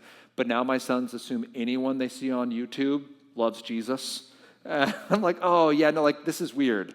But my sons will watch it. My oldest, before he goes to play with cousins, will make an itinerary based off the show. He's like, first we're going to do a betcha, then we're going to do a cool, not cool. And he's like a camp counselor. He has his rules. Because again, what's more fun than safety and structure? That's the most fun you could have. And these are awesome people as role models and individuals who, again, you'll watch a 15-minute trick shot video and they'll spend an hour. You can lock your phone and guided access on the camera of doing this is the big, wiffle ball blooper. And then they'll name and just try for an hour to hit a wiffle ball over the house into a bucket. Right? And that's great. I was 15 minutes for an hour. Again, I will trade a 4-to-1 ratio of safe enough drool tech consumption for awe and inspiration and wonder. And for your organized kiddos, Scratch is an awesome program. This is actually a screenshot Owen was building himself. Proud nerd dad moment. Legend of Zelda, Link to the Past. In Scratch, he's using a lesson from this guy on YouTube called Griff Patch. So he's this one right there, Scratch RPG tutorial. But this is not something that's going to overstimulate your child. You can't get overstimulated while coding because it's so slow. And every mistake you make breaks all of the code, and now you go through the code line by line to find what went wrong and why your character's background is no longer moving behind him. So there would be an example. These are all examples of tech that helps our children look more like Jesus. Maybe not your kids, but the premise is you can use tool tech and drool tech. You can use it on the internet and off the internet. That was why that conversation, how much technology for my kids, though? It's a complicated answer. Less is always more. You're not going to hurt them with less, but there are really cool ways to say yes, to give your child that opportunity. I did not choose Scratch. Owen came to me. He saw it at school. They had a school club. So we started going to the club, and then we started doing it at home. That was considered his tech time. He didn't get to do that and watch a show. This was our 30 minutes of time. Okay. Just know Scratch does have fan-made games. It's mildly Robloxy, but not as toxic. So we just made the rule up to a certain point, we're not going to play this game anymore. Okay? We can do the coding and then we walk away. Your family will have to talk about that. There are chances, though, if your tech makes them look more like Jesus, say it out loud. Feel free to tell them, I love the way you can focus so long on coding. I love the way you write those song lyrics and then record it on this device and you create worship to the Lord. I love the way you are such a gospel-focused friend to your friends using social media, and you send them biblical encouragement, and you mourn with them, and you connect with them, and you invite them into real-world relationships so they're not isolated, because we know so many young people are. You can say that, You're not going to hurt them by saying nice things about tech. Reflect. To end it, which tech produces the best fruit in your family? Final reflection on our day. 60 seconds. Go. Your next steps. Keep these notes. Read them, especially about those 3 hedges. Those are going to help you process, especially about how to pick a safe device. Safe, ready, good works across all tech mediums and will come in handy when you're talking to your siblings because they want to bring that one device your family has said no to. And you will be able to say not, no, you're doing it wrong, but go, you know what? In our family, it's just not safe. That device with my kids is not a safe choice. It's not your fault, it's my fault. Beautiful, right? And yet you're still setting a firm line of don't bring that here because your siblings will probably be the hardest ones. Harder than neighbors, harder than parents of friends when your kid wants to do a sleepover. That's an easy conversation. You love your kids, not them. Like, is my kid going to be safe when I send him to your house? What are your tech rules? It's uncomfortable, but it's an easy enough question. It's awkward, sometimes painful to talk about that with siblings at family get-togethers.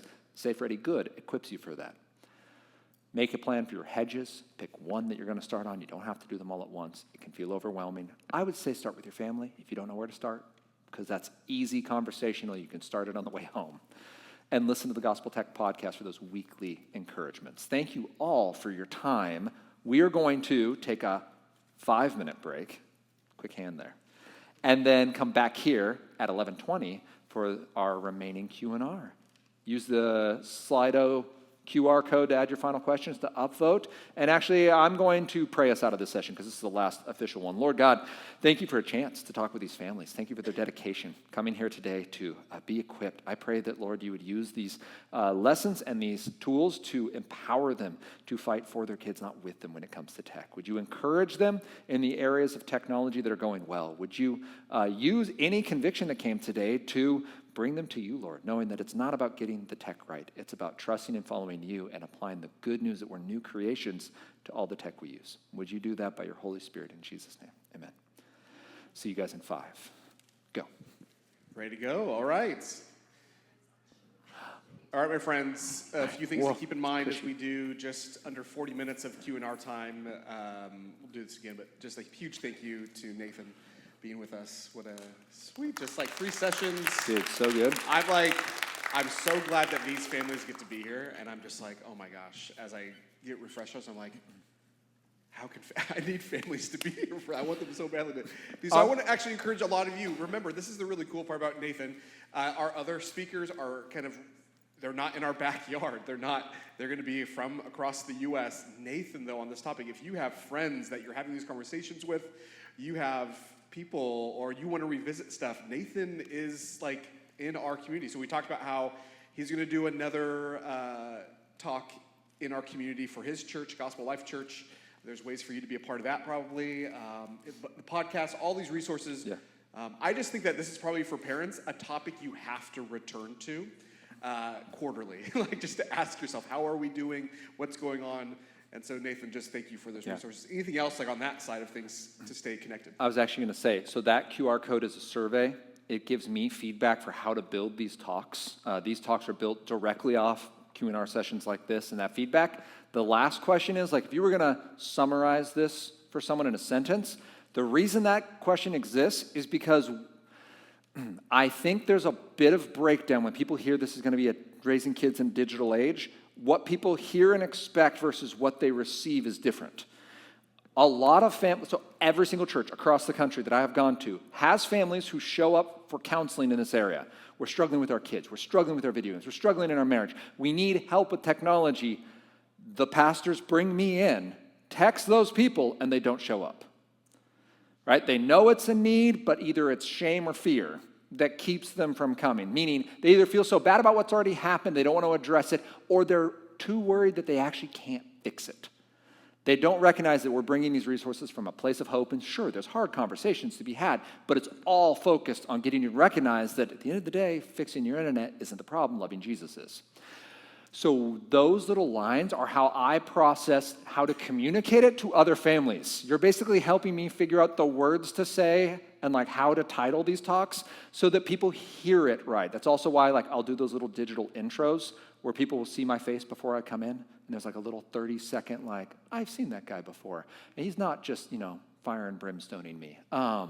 That's all from parent feedback. So that survey is helpful. I appreciate any feedback you give. And be specific. If there's stuff you're like, that wasn't so great, say that. I worked with 8th graders. I no longer have feelings. Or if it was really good, say why it was. Because it was great and we hate you. Those don't really help me. I don't know how to fix that. Or to continue it even. So the more specific, the better. That's my 2 cents. Thank you. Awesome. Just double down also on, as you receive resource and you love it, share it with your community, your home groups, your Bible studies, maybe someone who you journey together with a once-a-month coffee date that you relate to your parenting stuff. Read the book together. Read these resources together. I think usually they listen to you guys better than they listen to me as a pastor most of the time. So that's a great way to do that. All right, Q and R. Here in a little while, it'll be back up. Please share. You went through, there's so many questions that I'm skipping over because there are like 5 questions that were like, how do we deal with the iPhone? What restrictions can we put onto that? You really spoke to that. Any final words, though, about like, how can I put restrictions and things up on my kids' stuff that maybe you passed over? But I feel like you talked to that a lot. Anything just to... Yeah, I would say communicate those boundaries very clearly. There are young people who will be like, my parents treat me like a criminal, right? I do all the right things, I'm a good kid, and they treat me like I'm always doing the wrong thing. So just communicate to them. Be like, we have these boundaries, not because we're scared of you or because you've done anything wrong, but because we love you. And the internet is a rough spot, and you will continue to gain independence, but the goal is not 18, iPhone, no accountability. Like the goal is 18, recognize your limits, and invite people into the space to help you live in accordance with who God's called you to be. It's why my phone has no apps, no app store, or no social media, no app store, and Covenant Eyes installed on it. I like making good choices. These are things I do to make good choices. It's why I don't play video games anymore. It's not because like I'm being withheld a good thing. I'm being withheld something that is self-destructive, so I don't do it.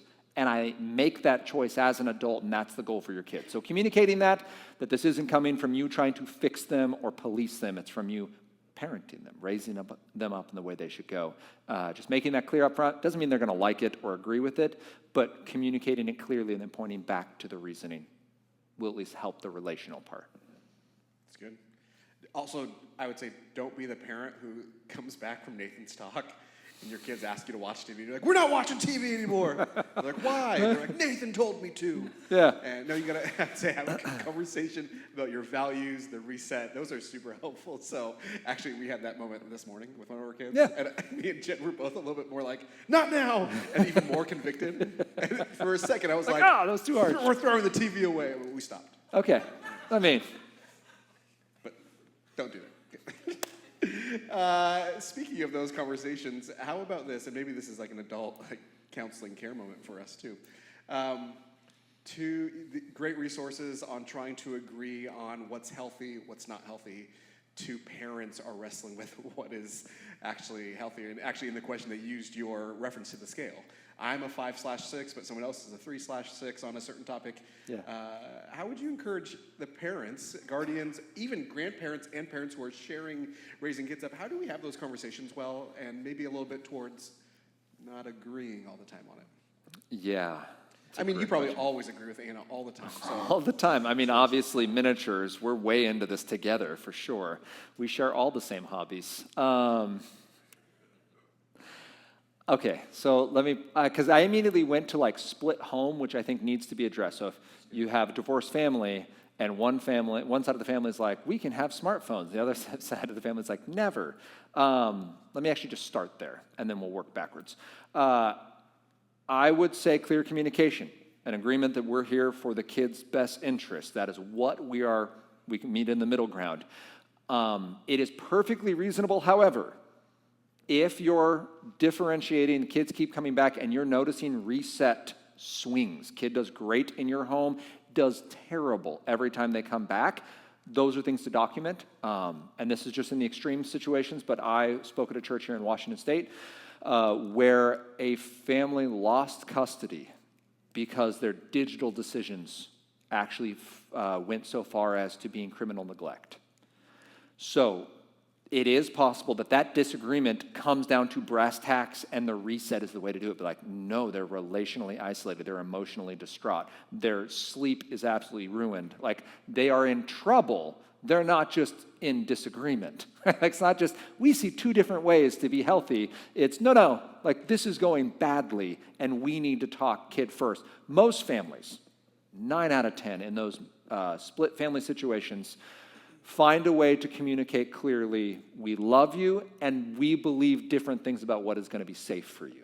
But safe is still the same thing. We believe we can get there in two different ways. That's the piece you're communicating. At the end of the day, it's just like talking to a family member at a holiday, at Thanksgiving, at Christmas.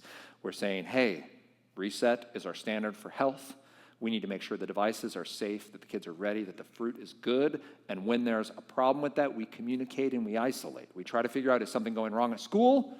Is something going wrong with the child? It's just adolescent development and it's just a stage?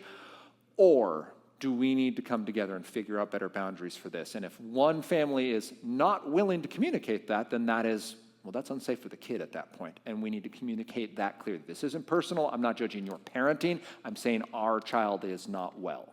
So let's get help with that. And again, 9 times out of 10, people are on board with that.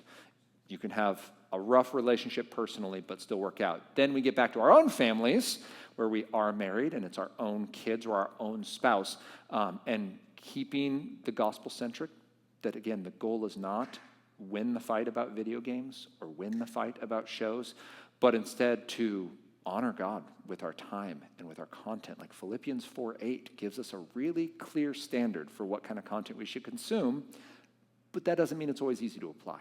So how do we love the people around us, putting our identity in Christ first? I'm not an iPhone user. I'm not a gamer. I'm not whatever technology. I'm not a programmer or a coder. I am a son or daughter of God. I find my identity in him. I'm called on mission with him, and I need to use all of the tech that makes me look more like Jesus and none of the tech that distracts me from him.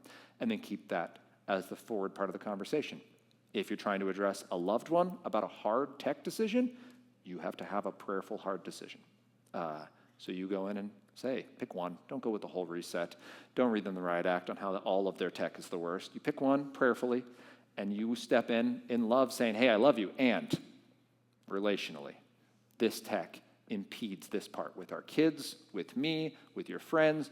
Again, pointing back to, you say this is how you blow off steam, but it doesn't seem to be reflected. Do you see that?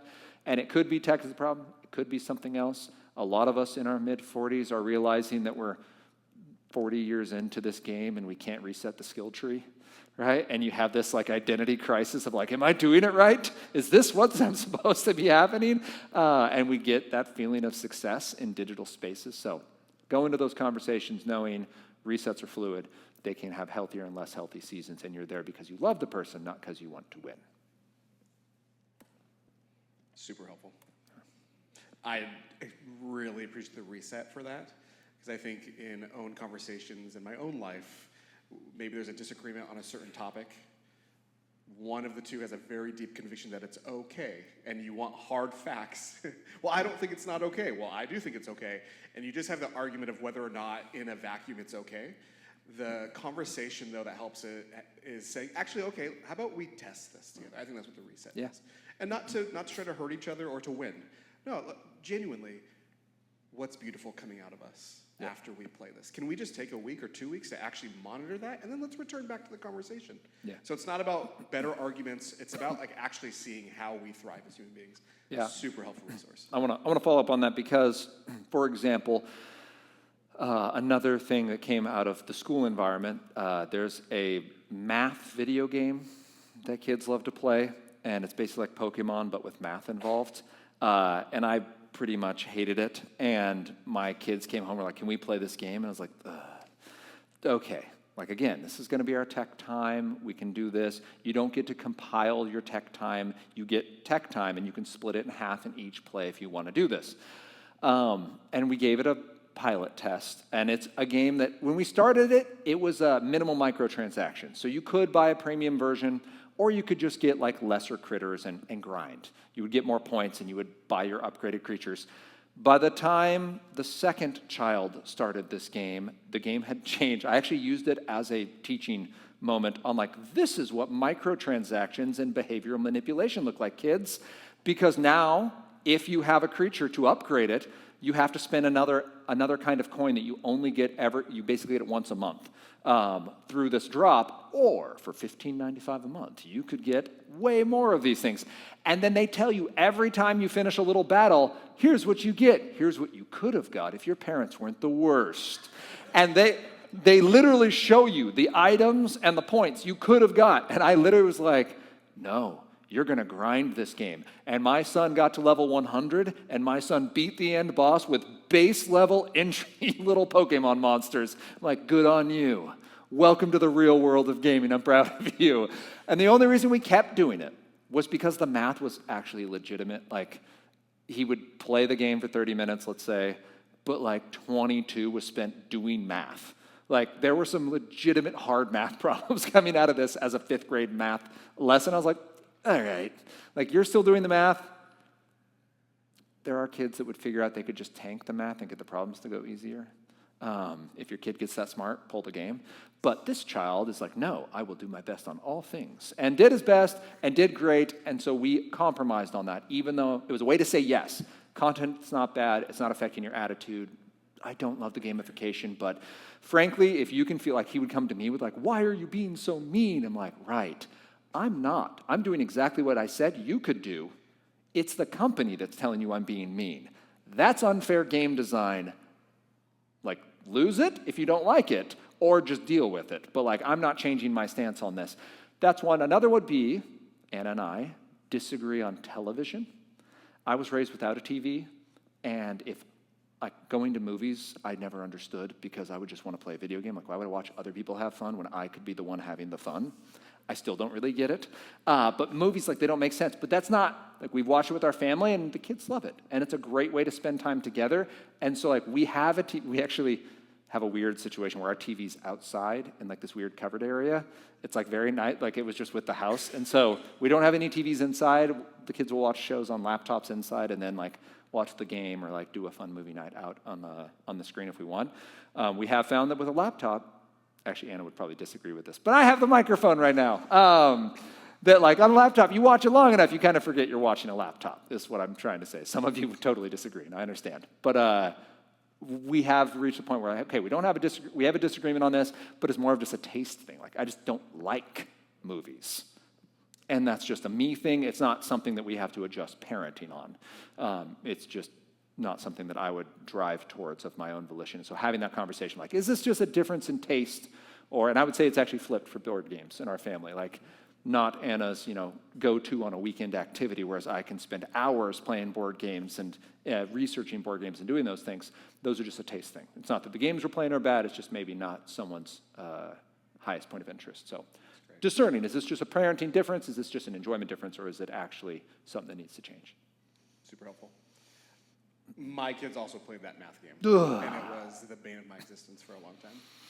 And my kid, this is my kid, when they have to do the equation, they didn't do it. Dad, what's 10 times 35? Please. Yeah. I'm not giving you the No. answer. Yeah.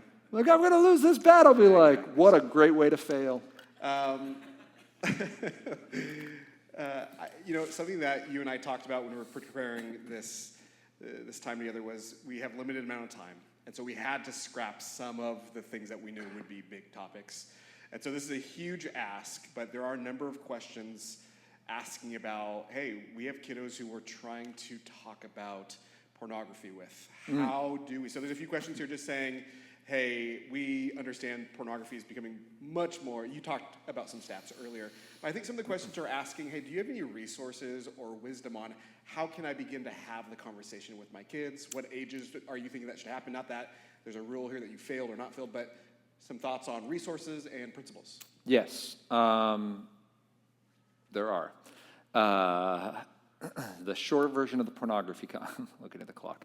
The basics of it are we need to talk about it. So at some point, we need to talk about your body, how God has made you, and that it is good. So little kids, 2 books is God Made All of Me. So Anna and I actually were just talking about this last night, that's been a great book with Hadley. We started it when she was 5. We're going to return to it now that she's 6.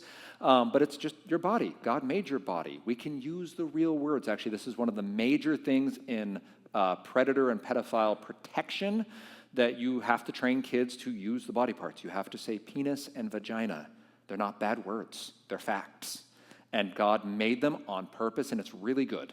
So you can tell your child that and give them those words. It empowers them to both stay safe, because now they know the parts of their body that are private and that are intended for them and just for their parents with permission for like a doctor or whatever, right? Like those are our conversations. Our daughter knows that, and it's something we can repeat.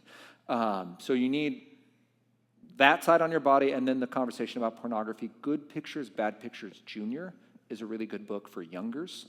As you get older, Anna, do you remember the name of what's the book we're reading with the boys?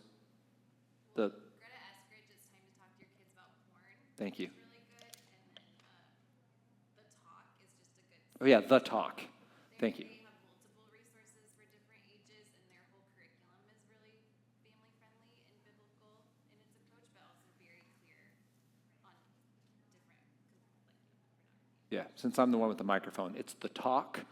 They have age ranges that are appropriate and that have, the picture, and you can be like, that is a penis, and these are, and like you can walk through the reproductive parts and just be very matter of fact. Kids have no shame on this because they don't know that we have shame on this. They're like, all right, more facts. I took it in like every other fact you've told me. But again, you're equipping them to understand how God made their body and how this all works. Greta Eskridge, It's Time to Talk to Our Kids About Porn. And I am just wrapping up the Mama Bear Apologetics, and I agree, the branding on this, you can decide what it is, because it's not just for mama bears, but their book on sexuality is fantastic. Just finished chapter 9 on pornography. Phenomenal. One of the best presentations on pornography I've read, because she does a great job of breaking it into, like, here's the 3 chemicals that are involved in sex. Here's where those show up in other parts of life, and here's where God's design comes into this. And she is not fear-mongering or moral whack-a-moling or just being like, so never do it. It's like, no. Like, we have really clear guidelines. We're not building up the marriage experience of sex, but we're also not distracting from it. So we're not idolizing it. We're like, well, one day it'll all be okay because you'll be married. Like, that's not biblical. And we're also not like, well, God's made of grace, so he'll forgive you. Have a good time. She does a beautiful job. So that's a book that is very top of mind. Pure Desire, actually, who will be here in November. Phenomenal resource for recovering, which in the longer version of this talk, I have a conversation about sexual integrity. What does it look like to walk in freedom? Because we have a lot of conversations with our kids that sound like the Mean Girls PE teacher. If you've ever seen that movie, where he's like, don't have sex. If you have sex, you will get pregnant and you will die. And that's kind of how we tell our kids about it. And then they make a poor decision and they're like, I don't know, I didn't die. Or like, I don't know, I didn't have sex. Like, it was on the computer. That's not sex, right, guys? Like, I'm still technically a virgin. And we can distort it for our best-meaning parents, but we can distort it. So the premise then is, how do we bring God's truth to them? And Pure Desire Ministries does a great job. The conversation being, when are you a Peter and when are you Judas? They both denied Jesus, but one of them died a rebel and one of them died a martyr. And that concept of like, you can't separate yourself from God's love, but you can also choose to be your own king. Like, God still loved Judas. Jesus still called him to repentance, gave him the sop at Passover, which is an act of calling him to repent right before Satan entered him. That idea, then, is something we take to our conversations. Our children may be rebels. We pray they're prodigals. We do our best to protect them. Good resources like The Talk, Good Picture, Bad Picture. It's time to talk to our children about pornography. God made all of me. And then in the recovery part, Pure Desire and other resources like that do a great job of equipping adults to process their own hurt and to love our kids. And the program Covenant Eyes is a go-to for pornography protection because it's not just filtering out. It can filter, which is great. We use that on our home network. But it also provides accountability for stuff that is found and then allows us to have those conversations in loving and intentional ways. Thank you. A few questions here about technology at school. Kids being around technology at school. This is a huge topic actually within Puyallup School District right now. I know Cascade Christian, actually their high schools just last year began a whole change. But here a lot of the writers of these questions are just kind of saying, how can we help balance at our schools when they're getting overstimulated at school with technology, screens? How do we help them reset when they get home? Yeah, I think even just asking that question is brilliant. It's great. Excuse me. I would say two things. First, talked to a family yesterday. Chris McKenna with Protect Young Eyes has a little how to go to your school board and a little packet that you can just fill in the blanks and go to your school board and be like, we need to be phone-free, bell to bell. So Protect Young Eyes does a great job. He works really hard on the legislative side between Senate and Congress and getting companies to think of kids first rather than their profits. So I would strongly recommend his for going to your school board. This Puyallup School District needs to make a rule. The state of New York and the state of Texas have both said all of our schools are going phone-free, bell to bell. So that's different than saying, we don't have phones in classroom, but we have it at lunch and passing period, which is a joke. That doesn't help anyone. All that means is make mistakes, just don't let us see them. So we need a school that actually focuses on student learning, and the Sumner School District and the Gig Harbor School District and Ballou Junior High and Stahl Junior High and Rogers High School and Cascade Christian and, basically every King's High School and like every other Christian school in the area have gone, Covenant High School, have all gone phone-free, bell to bell. So you can make your school safe still. You can make your school engaging. And in fact, pushback almost never comes from kids because all of their friends are in the room now and they can actually focus on them. We are seeing really positive things in terms of anxiety, class scores, school engagement, school culture growing over the last 2 years as schools have done that. With that in mind, your child might be given a one-to-one device, which they will then bring home. That's where your network hedge of like, great, that device no longer has internet. Like it cannot connect to our home Wi-Fi. And then they have an internet device, so they might have an iPhone that they can drop a hotspot and then connect to the hotspot, which is why internet-connected devices go away when they come home. They're great for staying connected when you're out and about. That's why we have device protections. But then when they come home, they go in a little home. We just have a shelf that we set them on because none of our kids have them yet. But as they get older, we might put them out of sight, out of mind. So what else can you do to detox? I like to think of it in terms of your average school-age child. So if you're homeschooled or otherwise, we're assuming school goes something like 7:30 to 3, hypothetically. So you have about 3 hours a day of discretionary time. So you get home at 3, 3:30, you have till 6 when dinner happens, you eat dinner, you clean up as a family, and like at that point, you're 7-something. And for your youngers, like that's bedtime. For your olders, that's wind down time. That's not go play video games, go jump on social media. Like that's your hour-ish before bed. You need to dedicate that to other activities. So you have about 3 hours. If you broke those into 6 30-minute chunks, that's all you're filling in a day. You figure out in a day, what are we going to do other than technology for 6 30-minute chunks? Or of these 6, which one is the appropriate 30 minutes to watch our show, catch up with our friends, be on social media, play a game? Those 6 activities you fill, maybe one with technology, and the other 5 are going to be some kind of analog adventure. This is assuming your kid isn't playing organized sports.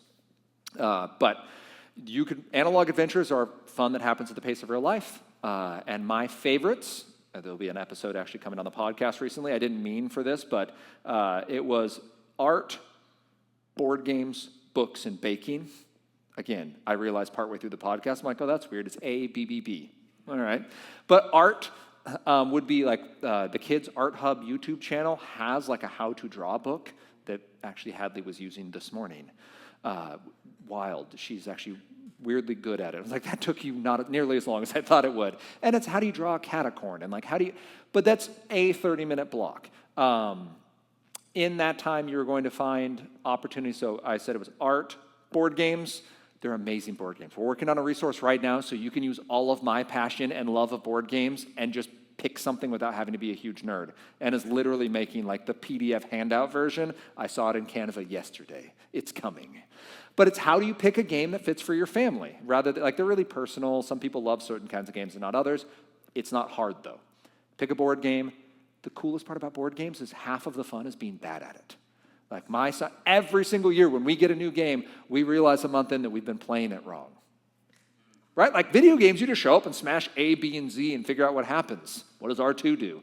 Right? Like it's always programmed in. It only does this thing in these scenarios. Whereas board games, like you have to read it like a lawyer and figure out the series of if-thens.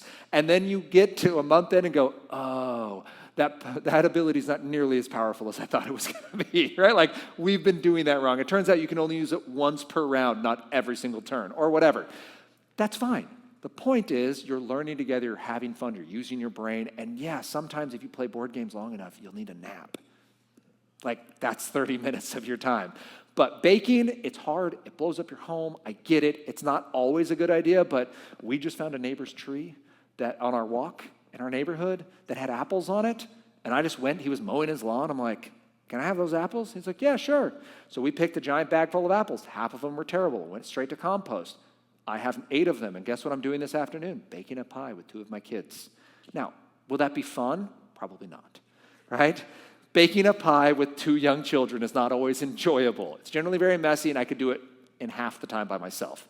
But they love it, and it's important. And by the way, fractions are a thing in baking, so your children will accidentally learn things. But baking, board games, art, and books. Read Aloud Revival by Sarah McKenzie is a great book for reading together. So you read it on your own, and then you build the habit of reading out loud. Yes, read your Bible together, but read stories, good stories together. I have seen it work.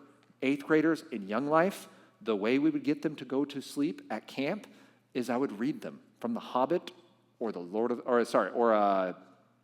Lewis's Lion, the Witch, and the Wardrobe. 8th graders. These are like almost full-grown dudes, all of them bigger than me. Right? 5'9" is not big anymore. I don't know what you people feed your children in Puyallup, but Wheaties, clearly, they're eating all their Wheaties. But you would start reading, and 9/10 of them would fall asleep, and then a couple would shush each other if they started talking because they want to hear the story. Kids love being read to at all ages. It's important for them in development. They get a lot more words, and it's fun for you guys. If you want a book, like, I don't even know where to start. Gladys Hunt wrote a book called Honey for a Child's Heart, and it's a fantastic resource. It's just ageless. Like if you have a boy, age 7 to 9, these books, and we just keep checking them off. Maybe 1 in 10 is a dud, where we're like, our kids didn't like that one. But great book list, from Redwall to The Hobbit actually has grown in my estimation as probably top 5 book now. The Wind in the Willows, Watership Down. You're going to hear lots of animals involved. The Green Ember, the other one with what's the one with the wolf kid? That's going to bother me. I'll remember it when you're all not here. But there are great books that kids love. Actually, Henry is reading Little Women right now because that just fits with who you know, right? Last night, he's like 3/4 of the way through. He's like, oh, Jane is sick. I'm like, I'm sorry, buddy. Yeah, it's like Friends.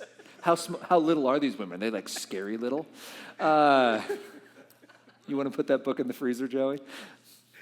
Anyway, wow, that was a rabbit trail. So those are things you can do to help your child derail, but then we haven't even talked about like practicing for sports.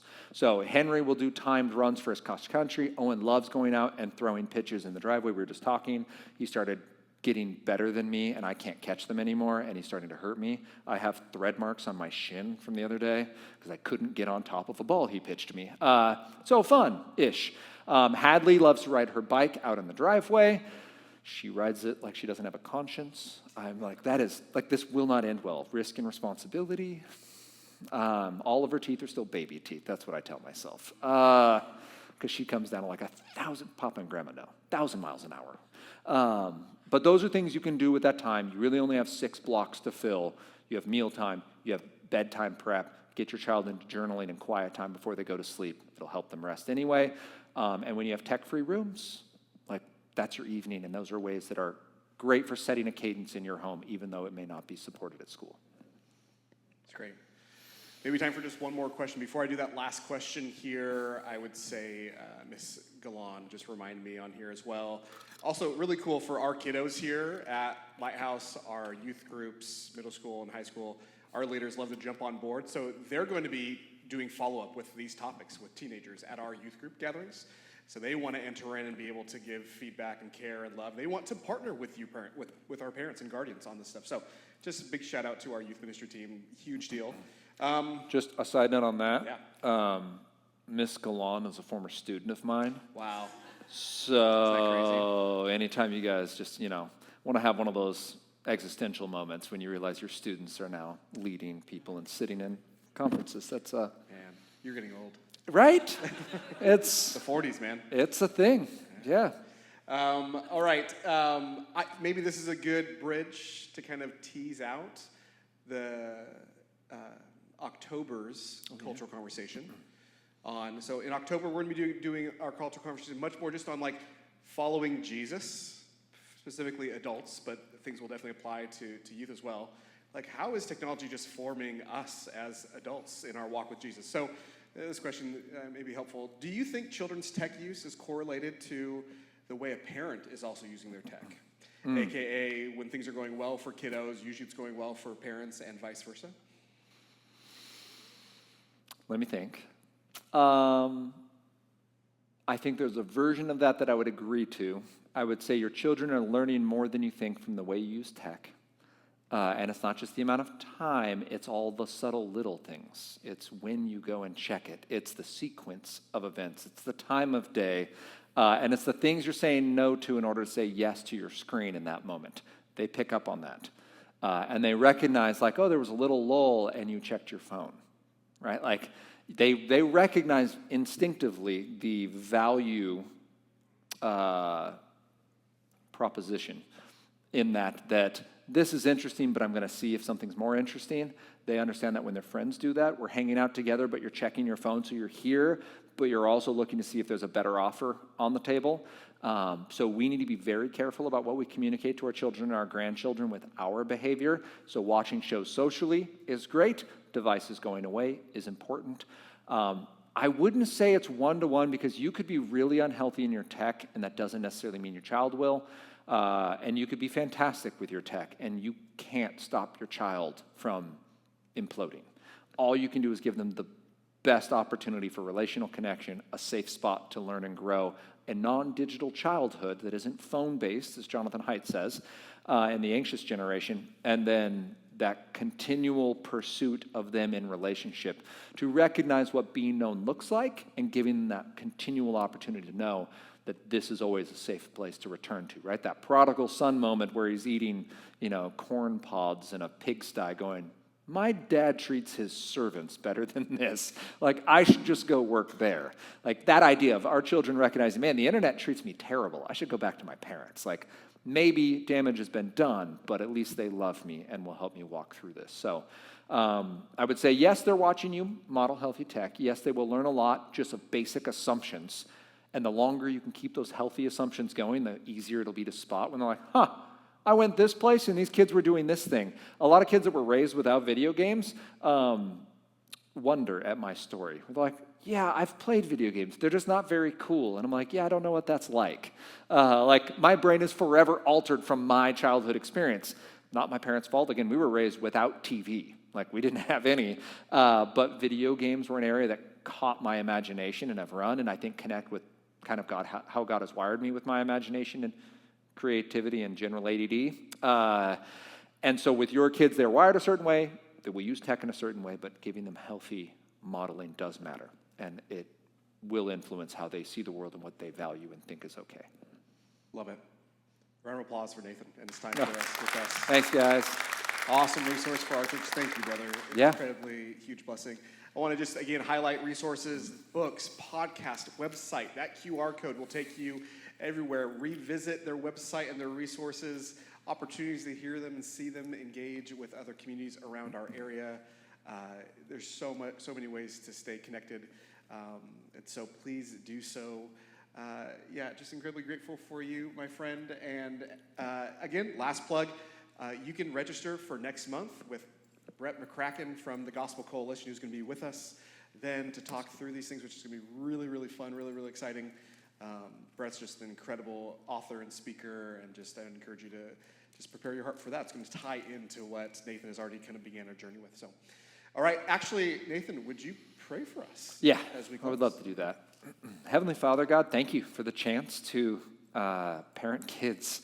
Thank you, God, for your call in our hearts that makes us new, that we are no longer walking in our sin, God, but we are renewed, and that we can walk in the freedom you've called us to, because you have called us for freedom so that we can walk free, God, free to do your will and free to love others as you love them, Lord, to see your kingdom come in us and then through us as you call us to good works you've prepared beforehand that we should do. I ask for humility for every parent in this room and every adult who works with young people. Humility as we go forward, recognizing that these young people are wrestling in areas that we have never had to wrestle. They don't have the biological hardware with which to resist some of the programming and some of the technology. Would we humbly step in, and then would we lovingly and firmly remove what is unhealthy? Diagnose a lack of health for what it is, and then call kids to the freedom you've called them to. Would we operate in that way for ourselves? In Matthew 5:28 through 30, you call us to cut off whatever leads us to sin and to gouge it out. I pray, Lord, that would be true with our tech, with our attitudes, with our little golden calves that we've set up and said, God, please protect these because they make me feel good. Would you lovingly take those from us, Lord? And would we experience the freedom you've called us to today, this coming week and month, and in the days you've called us to on this earth? In Jesus' name, amen. Amen, amen. Thank you guys for coming. Have a great day. Grab a water on your way out and check out resources. Thanks, guys.